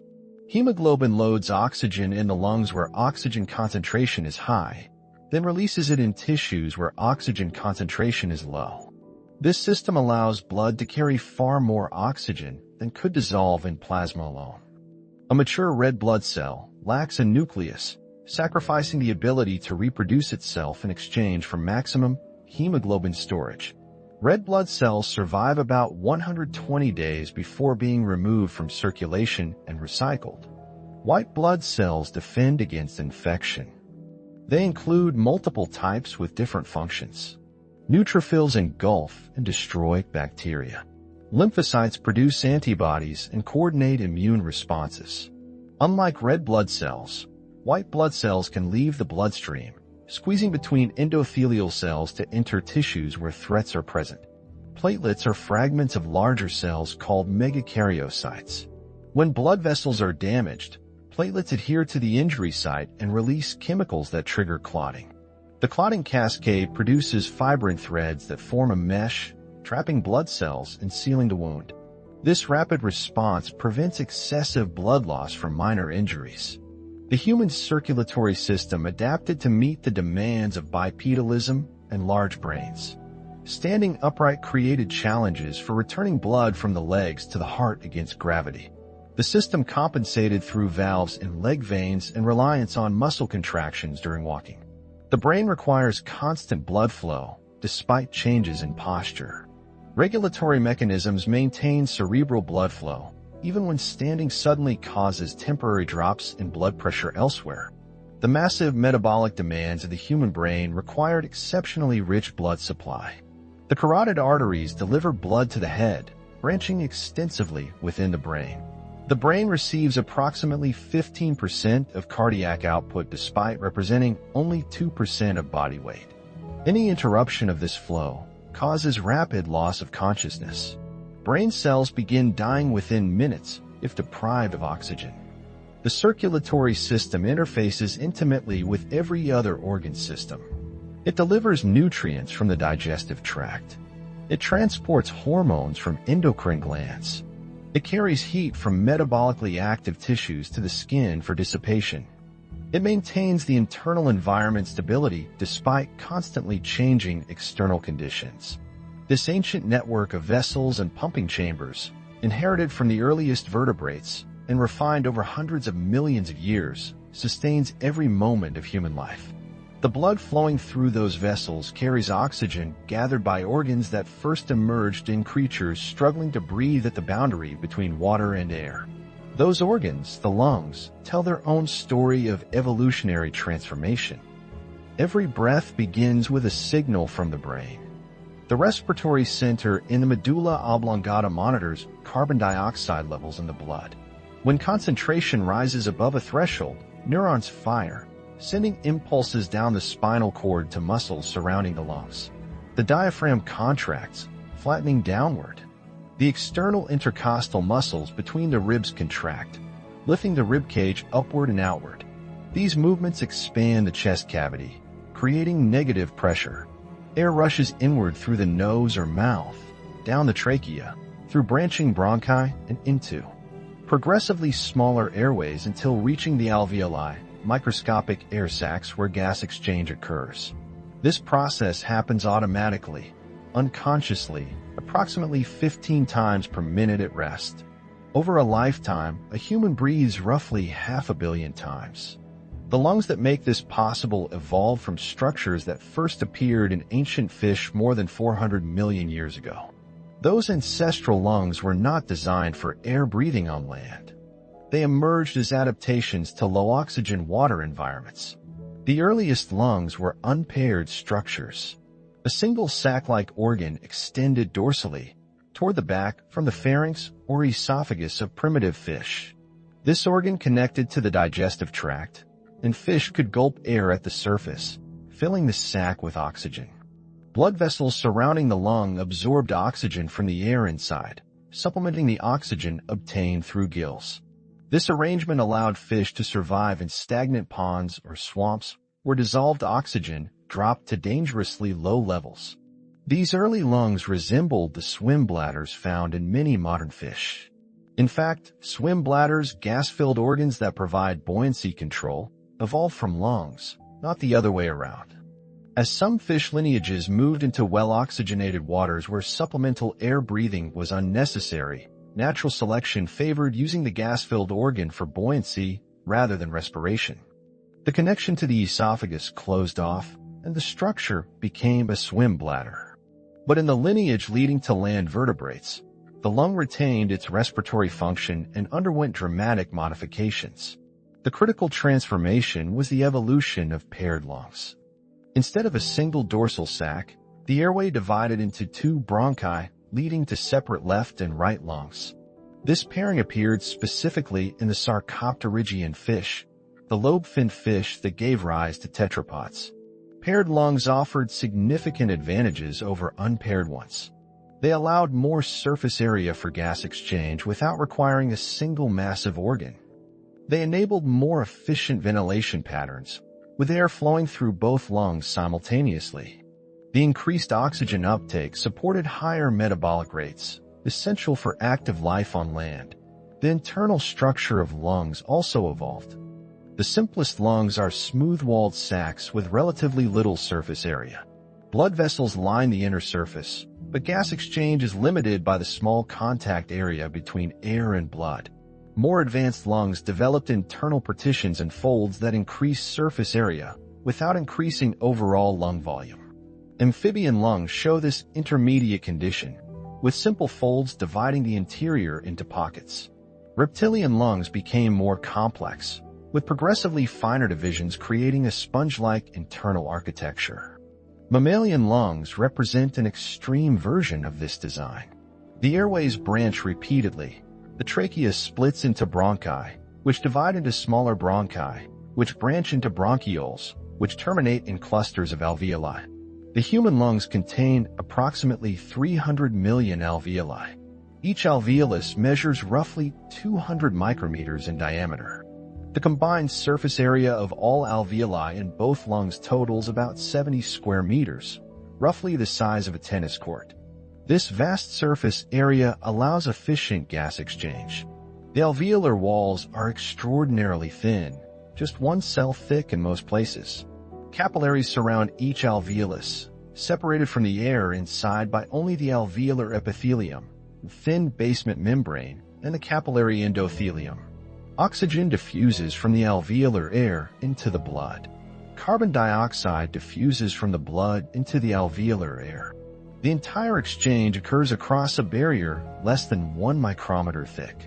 The mechanism of breathing evolved alongside lung structure. Early tetrapods likely used buccal pumping, the same method employed by modern amphibians. The animal closes its mouth and nostrils, then lowers the floor of its mouth, drawing air into the oral cavity. It then closes the nostrils, opens the glottis, the opening to the trachea, and raises the floor of the mouth, forcing air into the lungs. This positive pressure ventilation can fill the lungs, but it is relatively inefficient. It requires constant muscular effort and limits the volume of air that can be moved with each breath. Reptiles, birds, and mammals evolved a more efficient system, negative pressure ventilation. Instead of forcing air into the lungs, they expand the chest cavity, creating a pressure difference that draws air inward. This costal aspiration depends on rib movements and, in mammals, the evolution of the diaphragm. The diaphragm is a dome-shaped sheet of muscle separating the chest from the abdomen. It attaches to the lower ribs and spine, curving upward into the thoracic cavity. When the diaphragm contracts, it flattens, increasing the vertical dimension of the chest. Simultaneously, the external intercostal muscles lift the ribs upward and outward, increasing the front-to-back and side-to-side dimensions. The lungs expand passively to fill the enlarging space, and air flows inward. Exhalation at rest is largely passive. The diaphragm and intercostal muscles relax. The elastic tissues of the lungs recoil, and air flows outward. During exercise or forced breathing, additional muscles engage.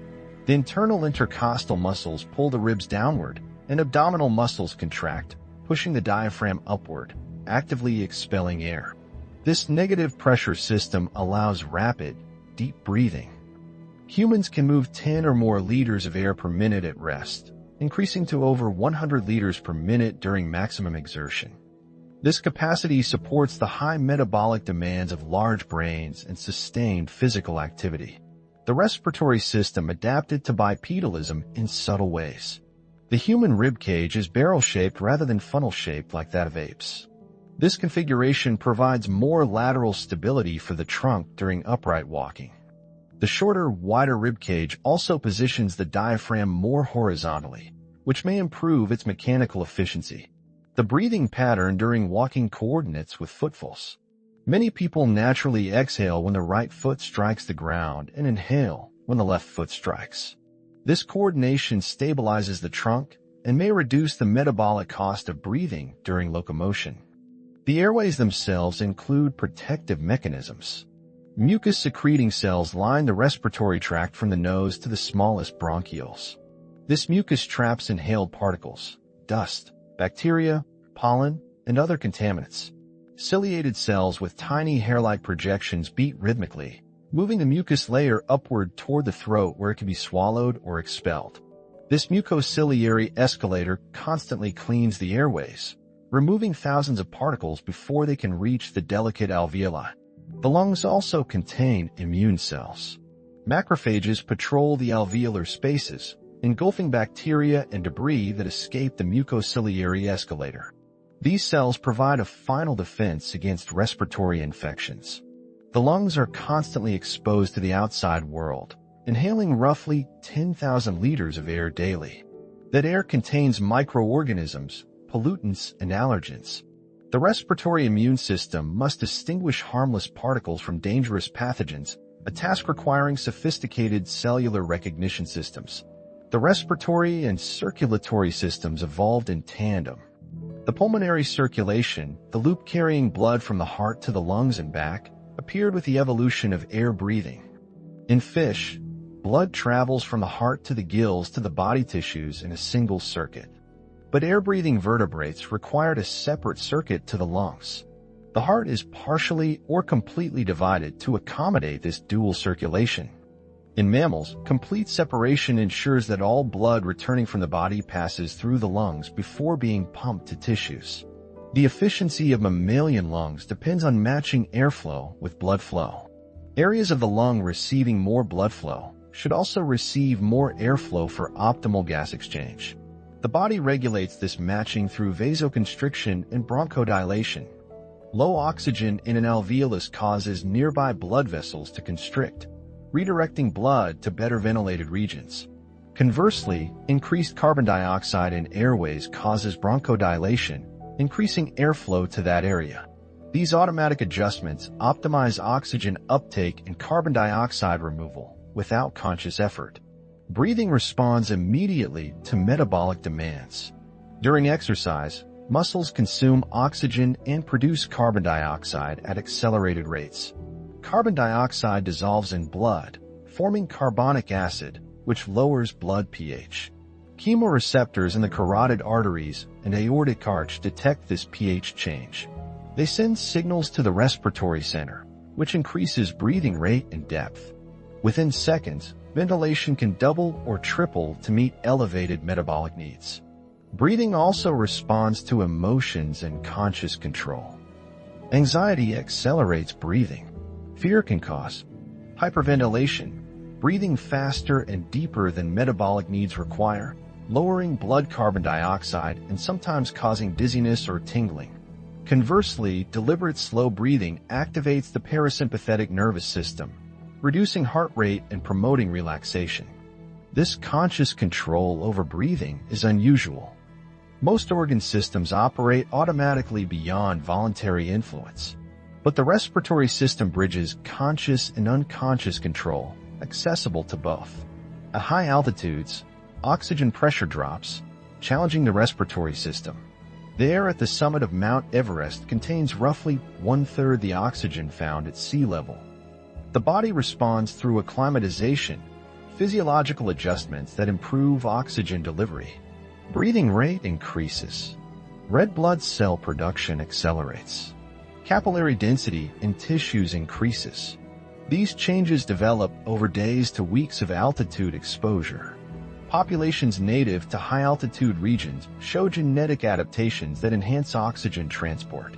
Tibetans, Andeans, and Ethiopian Highlanders independently evolved physiological modifications improving oxygen delivery in low-pressure environments. Conversely, diving underwater challenges breathing in different ways. Breath-hold divers can suppress the urge to breathe for several minutes through training and adaptation. The mammalian dive reflex slows heart rate, constricts peripheral blood vessels, and prioritizes oxygen delivery to the brain and heart. Some human populations, particularly the Bajau people of Southeast Asia, show genetic adaptations for diving, including enlarged spleens that store oxygenated red blood cells. The respiratory system's vulnerability creates selective pressure for immune defenses. Every breath brings potential pathogens into close contact with the body's internal tissues. The alveolar capillary barrier must be thin enough for efficient gas exchange, yet robust enough to prevent infection. Evolution balanced these competing demands through layered defenses: the mucociliary escalator, resident immune cells, rapid inflammatory responses, and systemic immunity. Those immune defenses represent another ancient evolutionary story. The system that protects the lungs and other tissues from infection evolved sophisticated recognition and response mechanisms over hundreds of millions of years. It distinguishes self from non-self, remembers past encounters with pathogens, and coordinates responses involving multiple cell types and signaling molecules. The breath drawn at this moment carries oxygen that will sustain every cell in the body. That oxygen traveled through airways whose branching pattern evolved to maximize surface area. It diffuses across membranes whose thinness reflects the ancient transition from water to air. It binds to hemoglobin molecules and red blood cells that will carry it through vessels inherited from the earliest vertebrates. And all of this, the breathing, the gas exchange, the circulation, operates under the protection of an immune system whose complexity rivals that of the nervous system itself. The body is under constant siege. Bacteria, viruses, fungi, and parasites encounter human tissues every moment of every day. They land on the skin, enter through the mouth, ride inward with each breath. Most are harmless or even beneficial, but some carry the potential for infection, disease, and death. Against this endless invasion stands the immune system, a distributed network of cells, proteins, and organs that distinguishes self from non-self and eliminates threats while leaving beneficial organisms undisturbed. The immune system has no single central organ like the brain or heart. It exists as a collection of specialized cells circulating through blood and lymph, patrolling tissues, and congregating in lymph nodes, spleen, thymus, and bone marrow. These components communicate through chemical signals, coordinate responses across vast distances within the body, and remember past encounters with pathogens. The sophistication of this system rivals that of the nervous system, and its evolutionary history stretches back to the earliest vertebrates. All organisms face the challenge of distinguishing themselves from invaders.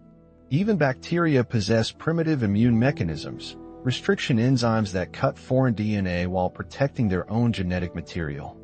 Single-celled eukaryotes can recognize and respond to pathogens through pattern recognition receptors. But the vertebrate immune system represents a quantum leap in complexity and specificity. The innovation that defined vertebrate immunity was adaptive immunity, the ability to recognize virtually any foreign molecule, mount targeted responses, and retain memory of past encounters. This system appeared approximately 500 million years ago with the evolution of jawed vertebrates. Its emergence coincided with the evolution of jaws themselves, suggesting that both innovations arose during the same period of rapid evolutionary change. Adaptive immunity depends on lymphocytes, specialized white blood cells that come in two main varieties. B lymphocytes, or B cells, produce antibodies. T lymphocytes, or T cells, directly attack infected cells and coordinate immune responses. Both cell types generate receptors through a process of genetic recombination that creates billions of different receptor variants. This diversity allows the immune system to recognize pathogens it has never encountered before. The mechanism behind this diversity is elegant and radical. During lymphocyte development, genes encoding receptor proteins undergo deliberate rearrangement. Segments of DNA are cut out, shuffled, and rejoined in random combinations. The enzyme that performs this cutting, RAG recombinase, likely originated from a transposon, a mobile genetic element that jumped into the vertebrate genome hundreds of millions of years ago. This ancient viral invasion gave vertebrates the molecular machinery for adaptive immunity. Jawless vertebrates like lampreys and hagfish lack this system. They possess only innate immunity, the evolutionarily older defense mechanisms that recognize broad patterns associated with pathogens. These include physical barriers like skin and mucous membranes, chemical defenses like stomach acid and antimicrobial peptides, and cellular responses involving phagocytes that engulf invaders. Innate immunity responds quickly but lacks specificity and memory. It is the first line of defense in all animals, but in vertebrates, it is supplemented by adaptive immunity's targeted precision. The thymus, a gland located behind the breastbone, plays a critical role in T-cell development. Immature T-cells migrate from bone marrow to the thymus where they undergo selection. Those that can recognize foreign antigens but do not react to self-antigens survive. The rest, the majority, are eliminated. This negative selection prevents autoimmunity, the destructive condition where the immune system attacks the body's own tissues. The thymus is largest during childhood and gradually shrinks with age. This thymic involution contributes to declining immune function in older adults. B cells mature in the bone marrow. When they encounter an antigen matching their surface receptor, they activate, multiply rapidly, and differentiate into plasma cells that secrete antibodies. Antibodies are Y-shaped proteins that bind specifically to their target antigen. They mark pathogens for destruction, neutralize toxins, and activate complement proteins that punch holes in bacterial membranes. Some activated B cells become memory cells, long-lived lymphocytes that persist for years or decades, ready to respond rapidly if the same pathogen appears again. This immunological memory is the basis of vaccination. Exposure to a killed or weakened pathogen, or even just a fragment of it, trains the immune system to recognize that threat. When the real pathogen later invades, memory cells spring into action, producing massive quantities of antibodies and activated T cells within days rather than the weeks required for a primary response. This accelerated secondary response often prevents disease entirely. The immune system must balance vigilance with tolerance. Overreaction causes allergies, where harmless substances like pollen or peanuts trigger inflammatory responses. Misdirected reactions cause autoimmune diseases like type 1 diabetes, rheumatoid arthritis, and multiple sclerosis. Underreaction allows infections and cancer to take hold. The system walks a tightrope, constantly adjusting its sensitivity. Recent human evolution has shaped immune function in response to changing disease pressures. As populations grew denser with the agricultural revolution and the rise of cities, infectious diseases became more prevalent. Pathogens spread easily in crowded settlements. Natural selection favored individuals with immune systems better equipped to handle these endemic infections. Genetic variants associated with resistance to specific diseases increased in frequency. The clearest example is the persistence of sickle cell trait in populations exposed to malaria. The sickle cell allele causes red blood cells to deform, which impairs oxygen transport and can cause severe disease when two copies are present. But individuals carrying one copy of the allele show resistance to malaria because the parasite cannot replicate efficiently in their deformed cells. In regions where malaria exerts strong selective pressure, the sickle cell allele remains common despite its harmful effects when homozygous. This represents a balanced polymorphism where the heterozygote advantage maintains genetic variation. Other immune-related genes show similar patterns. HLA genes, which encode proteins that present antigens to T cells, are the most variable genes in the human genome. Different HLA variants provide resistance to different pathogens. Populations in different geographic regions, exposed to different disease environments, evolve distinct distributions of HLA alleles. This diversity means that most people are heterozygous at HLA loci, carrying multiple variants that broaden their immune recognition capabilities. Paleogenomic studies examining ancient DNA have revealed how immune genes changed over the past 10,000 years. Comparisons between ancient and modern genomes show that selection on immunity-related genes accelerated after the Neolithic transition to agriculture. Genes involved in recognizing bacterial and viral components show signatures of recent positive selection. Variants that enhanced resistance to crowd-transmitted diseases became more common as human population density increased. The gut microbiome, the community of trillions of bacteria, archaea, fungi, and viruses living in the intestines, exerts profound influence on immune development and function. These microorganisms are not invaders to be eliminated, but symbiotic partners that aid digestion, produce vitamins, and train the immune system. From birth, when the sterile infant gut is colonized during passage through the birth canal and subsequent feeding, the developing immune system learns to tolerate these beneficial organisms while remaining vigilant against pathogens. Diet shapes the gut microbiome, which in turn shapes immunity. The transition from hunter-gatherer diets to agricultural diets to modern industrialized diets has fundamentally altered human microbial communities. Hunter-gatherers possess more diverse gut microbiomes with higher abundances of bacteria that ferment fibrous plant materials. Modern Western populations, consuming processed foods low in fiber, harbor less diverse microbial communities. This reduced diversity correlates with increased rates of allergic and autoimmune diseases, possibly because the immune system, deprived of its co-evolved microbial partners, becomes dysregulated. The hygiene hypothesis proposes that reduced exposure to microbes during childhood impairs immune development. In sterile modern environments, children encounter fewer diverse microorganisms than their ancestors did. The immune system, evolved to handle constant microbial exposure, may overreact to benign substances when deprived of its expected training. Epidemiological evidence shows that children raised on farms or in large families have lower rates of allergies and autoimmune conditions. Early life microbial exposure appears protective, calibrating immune responses appropriately. Inflammation is the immune system's primary weapon, but it is a double-edged sword. When tissues are damaged or infected, immune cells release signaling molecules called cytokines that trigger inflammatory responses. Blood vessels dilate, increasing blood flow to the area. Vessel walls become more permeable, allowing immune cells and proteins to exit the bloodstream and enter infected tissue. This produces the classic signs of inflammation: redness, heat, swelling, and pain.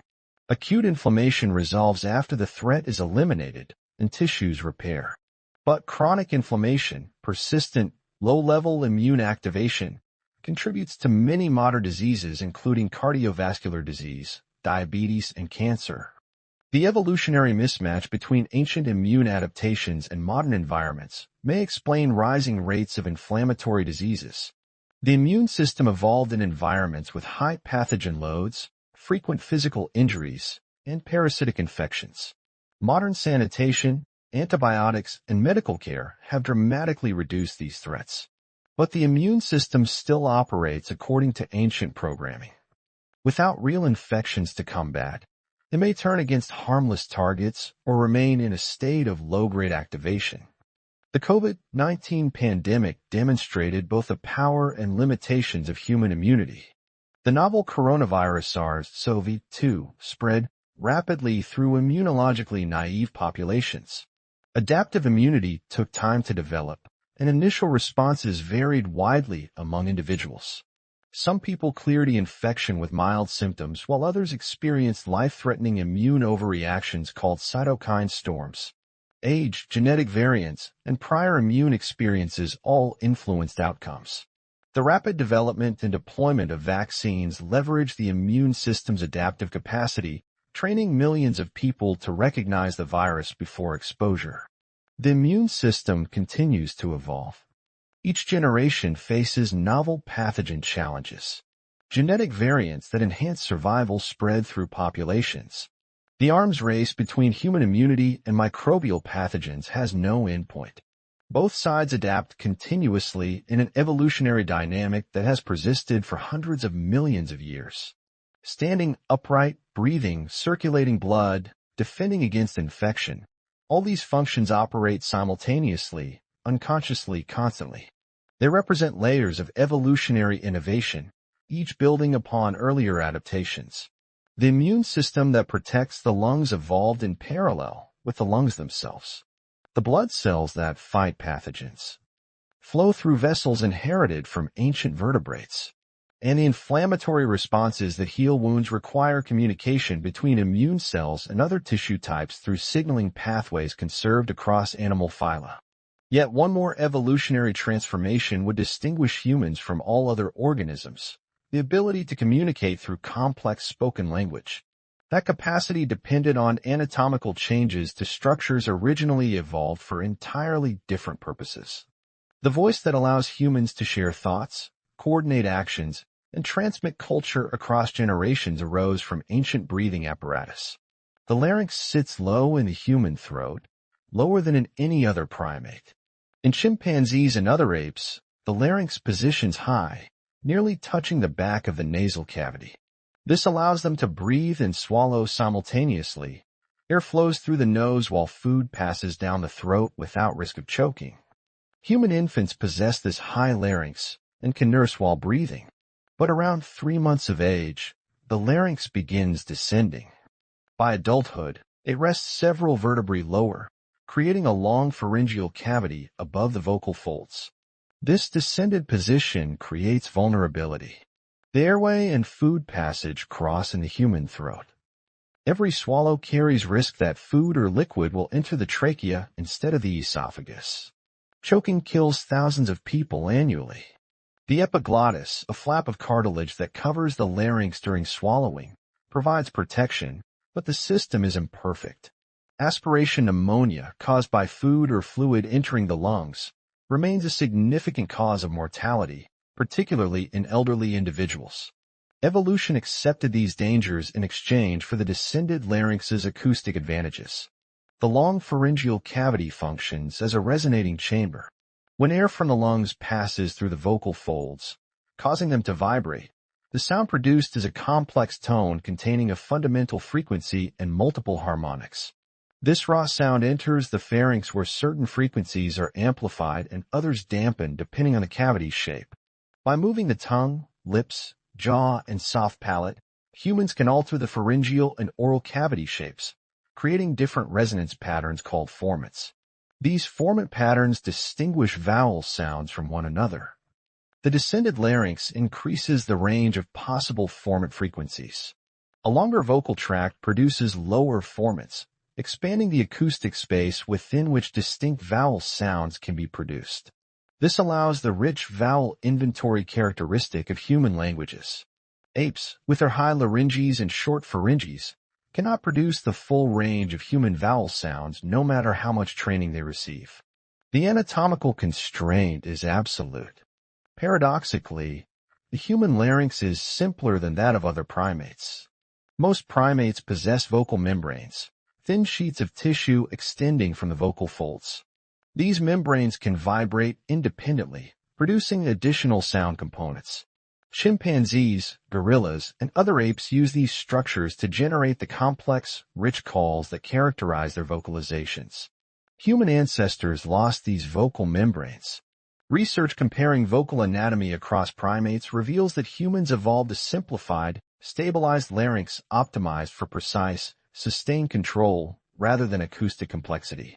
The loss of vocal membranes reduced the range of sound humans can produce in a single vocalization. Humans cannot generate the multitonic calls of gibbons or the elaborate vocalizations of orangutans. But the simplified structure allows finer control over pitch, volume, and duration. Speech requires rapid, precise modulation of vocal fold tension and airflow. A complex larynx with independently vibrating membranes would make this control difficult. Evolution traded acoustic richness for articulatory precision. The tongue underwent modifications as well. The human tongue is more flexible and muscular than that of other primates. It can assume a wider range of shapes and positions within the mouth. The hyoid bone, to which tongue muscles attach, sits lower and more forward in humans than in apes. This repositioning allows greater tongue mobility, essential for articulating the consonant sounds that form the skeleton of spoken words. Consonants are produced by constricting or briefly blocking airflow at various points along the vocal tract. The lips can close completely for sounds like P and B. The tongue tip can touch the alveolar ridge behind the upper teeth for T and D. The tongue body can rise toward the soft palate for K and G. The precise placement and timing of these articulations distinguishes words from one another. The human vocal apparatus can produce approximately 100 distinct speech sounds, though no single language uses all of them. Most languages employ between 20 and 50 phonemes, the minimal sound units that distinguish meaning. The speed of speech is remarkable. Fluent speakers produce 10 to 15 phonemes per second, far faster than the articulators can physically move between positions. The solution is co-articulation. The articulators anticipate upcoming sounds and blend their movements.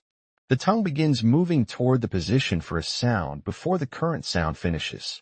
This overlapping of articulations creates a continuous, fluid stream of speech rather than discrete, separated sounds. The brain must plan several sounds ahead, coordinating movements of the tongue, lips, jaw, soft palate, and larynx with millisecond precision.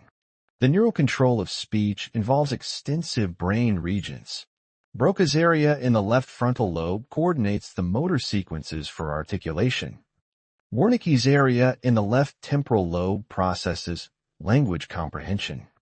The motor cortex controls the muscles of the face, tongue, larynx, and respiratory system. The cerebellum coordinates timing and fine motor control. Extensive connections between these regions allow the integration necessary for fluent speech. Language is overwhelmingly lateralized to the left hemisphere in most people. Approximately 95% of right-handed individuals and 70% of left-handed individuals show left hemisphere dominance for language. This lateralization appears early in development and may be detectable even in utero. The structural asymmetry between the left and right hemispheres, particularly in the planum temporale, a region associated with auditory processing, predicts language lateralization. This anatomical specialization is unique to humans among primates. The genetic basis of speech capacity remains partially understood. The FOXP2 gene plays a critical role in the development of brain regions controlling speech and language. Mutations in this gene cause severe speech and language impairments. The human version of FOXP2 differs from the chimpanzee version by 2 amino acid substitutions. These changes occurred within the past several 100,000 years, possibly contributing to the emergence of modern human language capacity. When researchers introduced the human FOXP2 variant into mice, the mice showed altered vocalizations and changes in brain development. This suggests the gene's functional significance in vocal communication. But FOXP2 is not a language gene in any simple sense. It regulates hundreds of other genes during brain development. Its effects cascade through developmental pathways, influencing multiple aspects of neural circuitry.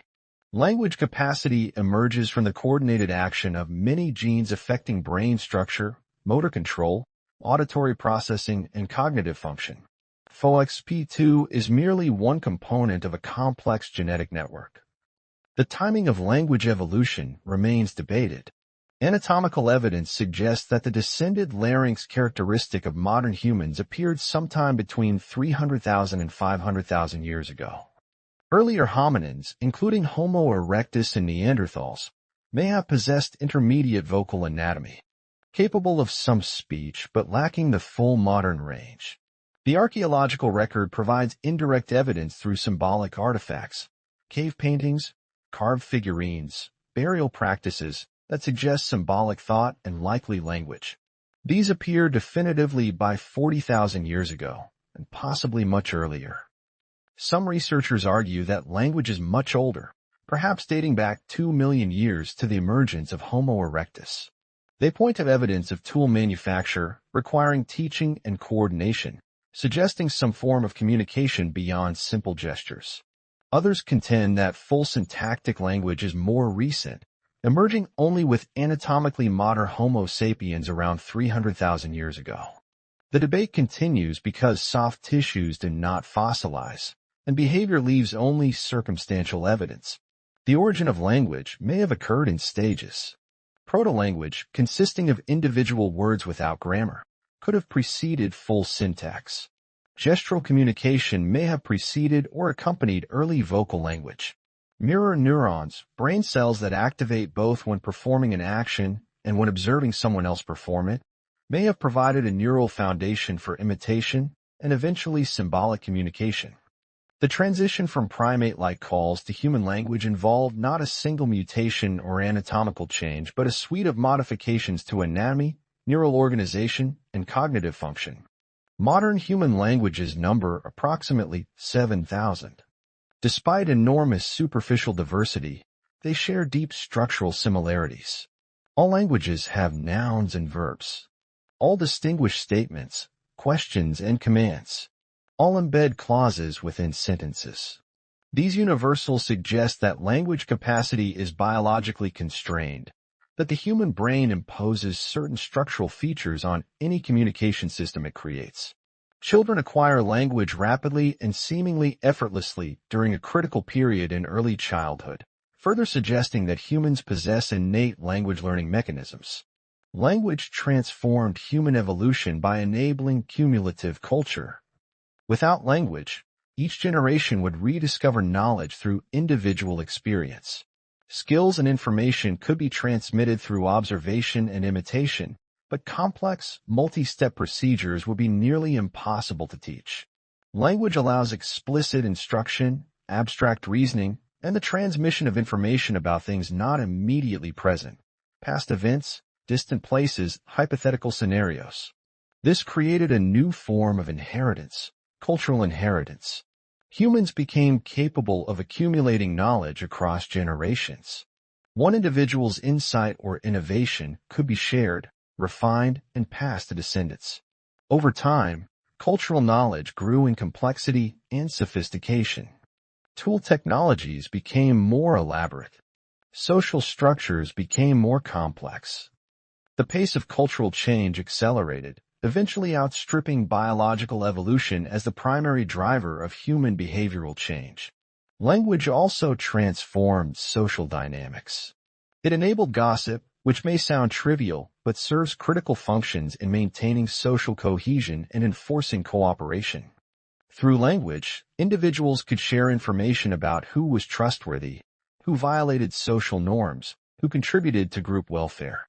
Reputation became a powerful force regulating behavior.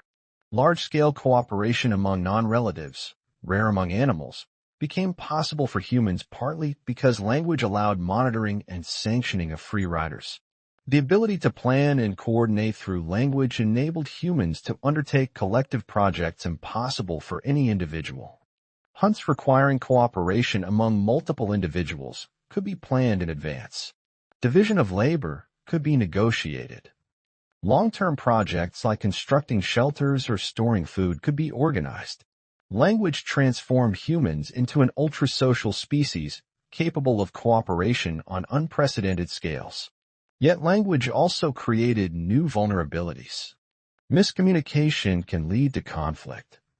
Deception becomes possible when communication is symbolic rather than tied to immediate emotional states. Abstract thought enabled by language can generate anxiety about future events, regret about past actions, and existential concerns about mortality and meaning. The human mind, capable of ranging freely through time and possibility, can suffer in ways unavailable to creatures living more fully in the present moment. The voice that emerged from evolutionary modifications to ancient breathing apparatus made humans uniquely capable of sharing the contents of their minds. The descended larynx, the simplified vocal folds, the flexible tongue, the lateralized brain, all these features arose through natural selection acting on variations in anatomy and neural organization. The result was a communication system of unparalleled power and flexibility. And that system, language, would shape the human body in new ways as populations spread across the globe and cultures diversified. The body lying still beneath covers tonight carries this entire history. The voice that can speak thoughts emerged from structures originally evolved to breathe. The hands that shaped the first tools were freed by bipedal walking. The brain that generates language tripled in size over 2 million years. Each adaptation built upon earlier innovations, transforming an ape into something unprecedented. And the process continues even now. Evolution did not stop when anatomically modern humans appeared 300,000 years ago. It continues today, in this moment, as genetic variants spread or decline in frequency across populations. The human body remains a work in progress, still responding to environmental pressures, still accumulating changes that may prove advantageous or neutral or detrimental. The pace of biological evolution is slow compared to cultural change. It takes many generations for new traits to become established. But the process never ceases. The most dramatic recent changes occurred not in bones or muscles, but in the invisible realm of molecular genetics. Since the agricultural revolution 10,000 years ago, when humans transitioned from hunting and gathering to farming and herding, natural selection has acted on genes affecting diet, disease resistance, and metabolism. These changes happened, too, recently to leave clear marks in skeletal anatomy, but they are written in DNA sequences that scientists can now read and compare across populations. Lactase persistence stands as the clearest example of recent human evolution. In most mammals, the enzyme lactase, which breaks down the milk sugar lactose, is produced only during infancy. After weaning, lactase production shuts down because milk is no longer part of the diet. Adult mammals that consume milk experience digestive discomfort as undigested lactose ferments in the gut. This pattern held true for most human populations throughout history. But in populations that adopted dairying, keeping domesticated cattle, goats, or sheep and consuming their milk, a genetic variant arose that kept lactase production active into adulthood. This mutation appeared independently in different populations. European populations evolved lactase persistence through one genetic mechanism. East African pastoralist groups evolved it through different mutations. The convergent evolution demonstrates how similar selective pressures produce similar solutions through distinct genetic paths. Today, lactase persistence is common in Northern European populations and certain African and Middle Eastern groups with long dairying traditions. It remains rare in East Asian populations and Native American groups where dairy animals were historically absent. The geographic distribution of this trait maps directly onto the history of animal domestication and milk consumption. Within just a few hundred generations, populations with access to milk evolved the ability to digest it as adults, while populations without that resource did not. The adoption of agriculture created other selective pressures as well. Farming required clearing forests and creating standing water for irrigation. These environmental changes promoted mosquito breeding, increasing malaria transmission. Populations in malaria-endemic regions evolved genetic variants providing resistance. The sickle cell allele, mentioned in a previous chapter, is one example. Thalassemia alleles, which also affect hemoglobin and protect against malaria, show similar geographic distributions. G6PD deficiency, despite causing health problems in certain contexts, persists at high frequencies in malaria zones because heterozygotes gain protection. Dense agricultural settlements facilitated the spread of infectious diseases. Crowded conditions, poor sanitation, and close contact with domesticated animals created ideal environments for pathogens. Diseases that had been rare or non-existent in small, mobile hunter-gatherer bands became endemic in agricultural populations. Natural selection favored individuals with immune systems better equipped to handle these novel disease pressures. Genetic studies comparing ancient and modern genomes reveal that immunity-related genes show accelerated evolution during the transition to agriculture. Variants that enhanced resistance to bacterial and viral infections increased in frequency as populations became denser and more sedentary. The last 10,000 years also witnessed changes in physical stature and robustness. Early agricultural populations were shorter and less robust than their hunter-gatherer ancestors. Skeletal remains show increased evidence of nutritional stress, infectious disease, and dental problems. The agricultural diet, though more reliable than foraging, was often less diverse and nutritious. Dependence on a few staple crops meant that crop failures caused famine. The transition to agriculture improved food security in some ways while creating new vulnerabilities in others. Skull shape has changed subtly over the past several thousand years. Modern human skulls tend to be slightly smaller and more gracile than those of early Homo sapiens. The face has retracted further beneath the brain case. The brow ridges, already reduced compared to earlier hominins, have become even less pronounced in many populations. These changes may reflect reduced mechanical stress on the skull from softer, processed foods.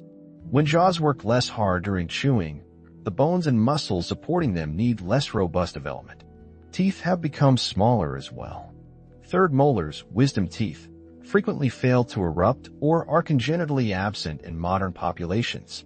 The trend towards smaller jaws without corresponding reduction in tooth number creates the crowding and impaction so common today. Some researchers suggest that humans are experiencing ongoing gracilization, a reduction in overall skeletal robustness that began with the adoption of agriculture and has accelerated in recent centuries as diets have become even softer. Brain size has changed in unexpected ways. Over the past 20,000 years, average human brain volume has decreased by approximately 5 to 10%. This reduction began during the late Pleistocene and continued into the Holocene, the current geological epoch that began about 11,700 years ago. The reasons remain debated. Some researchers argue that the decrease reflects changes in body size. Brain size correlates with body size across species. Humans have become slightly smaller on average since the end of the last ice age. If body size decreased, brain size might decrease proportionally without indicating any loss of cognitive capacity. Others propose that brain size reduction reflects changes in brain organization. A more efficiently wired brain might accomplish the same cognitive tasks with fewer neurons and less overall volume. Advances in connectivity and information processing could compensate for reduced size. Another hypothesis suggests that the transition to complex societies reduced the need for certain cognitive abilities while increasing others. In small, egalitarian hunter-gatherer groups, every individual needed broad knowledge of the environment, social relationships, and survival skills. In larger, more complex societies with division of labor and specialization, individuals could rely on others' expertise rather than mastering everything themselves. This cognitive offloading to the social group might have relaxed selection for large brains. Regardless of the cause, the decrease demonstrates that evolution does not proceed in a single direction.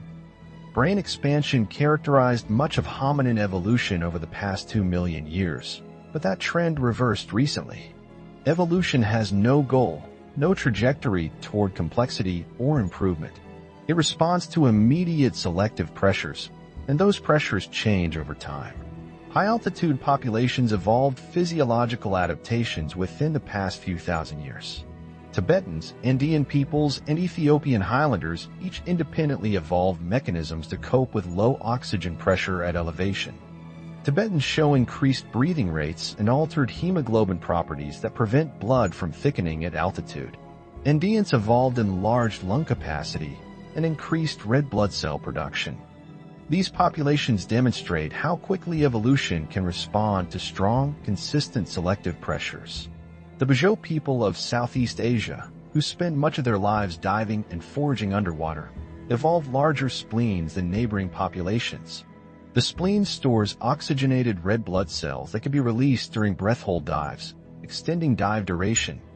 Genetic variants associated with spleen size show signatures of recent positive selection in Bajau populations. This adaptation emerged within the past few thousand years in response to a unique subsistence lifestyle. Skin pigmentation continues to evolve in response to UV radiation levels. The genetic variants underlying light skin in European populations show evidence of selection within the past 10,000 years, more recently than previously thought. This suggests that even after humans migrated to high latitudes, dark skin persisted for some time before lightning. The shift may have accelerated after the adoption of agriculture when dietary changes reduced vitamin D intake from fish and other sources, making cutaneous vitamin D synthesis more critical. Modern environments create evolutionary mismatches between ancient adaptations and current conditions. The human body evolved over millions of years in environments vastly different from contemporary industrialized societies. Many modern health problems stem from this mismatch. The preference for calorie-dense foods, adaptive when food was scarce and unpredictable, contributes to obesity in environments where high-calorie foods are abundant and cheap. The immune system, calibrated for constant pathogen exposure, may overreact to harmless substances in sanitized modern environments, causing allergies and autoimmune diseases. The spine and joints, shaped for varied movement across diverse terrain, suffer from prolonged sitting and repetitive motions. These mismatches do not represent evolutionary failure. Evolution cannot anticipate future conditions. It can only shape organisms for the environments in which they actually live. When environments change faster than evolution can respond, as they have during the past few centuries of rapid technological and social change, bodies optimized for past conditions may function imperfectly in present contexts. Yet evolution continues. Every generation, genetic variants spread or decline in frequency based on their effects on survival and reproduction. The massive population growth of recent centuries has created a larger pool of genetic variation on which natural selection can act. New mutations arise constantly. Gene flow between previously isolated populations creates novel genetic combinations. Cultural practices create new selective pressures. The human genome is not fixed but dynamic, responding to ongoing environmental challenges. The body lying still in this quiet moment is the current expression of a process that began billions of years ago when the first self-replicating molecules appeared in ancient seas. It carries the signature of every major transition in the history of life: the origin of cells, the evolution of multicellularity, the development of bilateral symmetry, the appearance of the notochord in vertebrae, the emergence of jaws, the transition to land, the evolution of the amniotic egg, the expansion of the brain, the descent of the larynx. Each of these innovations built upon earlier structures, modifying existing forms rather than creating entirely new ones. The heart beating in the chest descends from a simple tubular pump that first appeared more than 600 million years ago.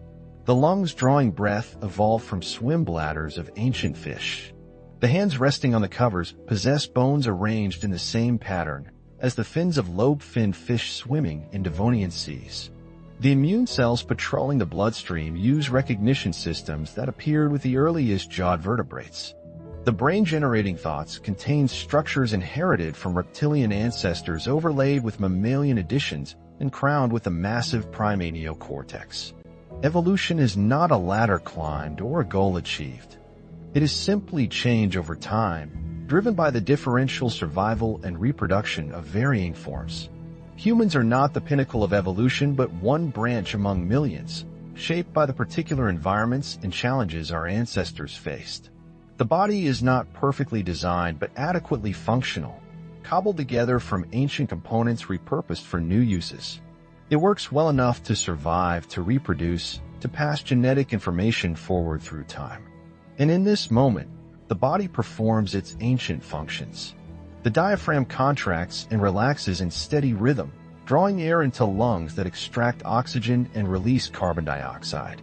The heart pumps blood through vessels inherited from the earliest vertebrates. The brain, expanded through millions of years, begins to quiet as sleep approaches. Muscles relax, releasing the tension accumulated through the day. Consciousness dims, drifting toward the boundary between waking and sleep. The evolutionary story continues beyond this quiet room. Children grow, carrying genetic variants that may become more or less common in future generations.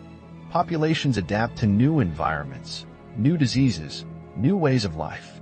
The process that shaped every structure, every function, every capability continues without pause. But for now, in this peaceful moment, the story rests.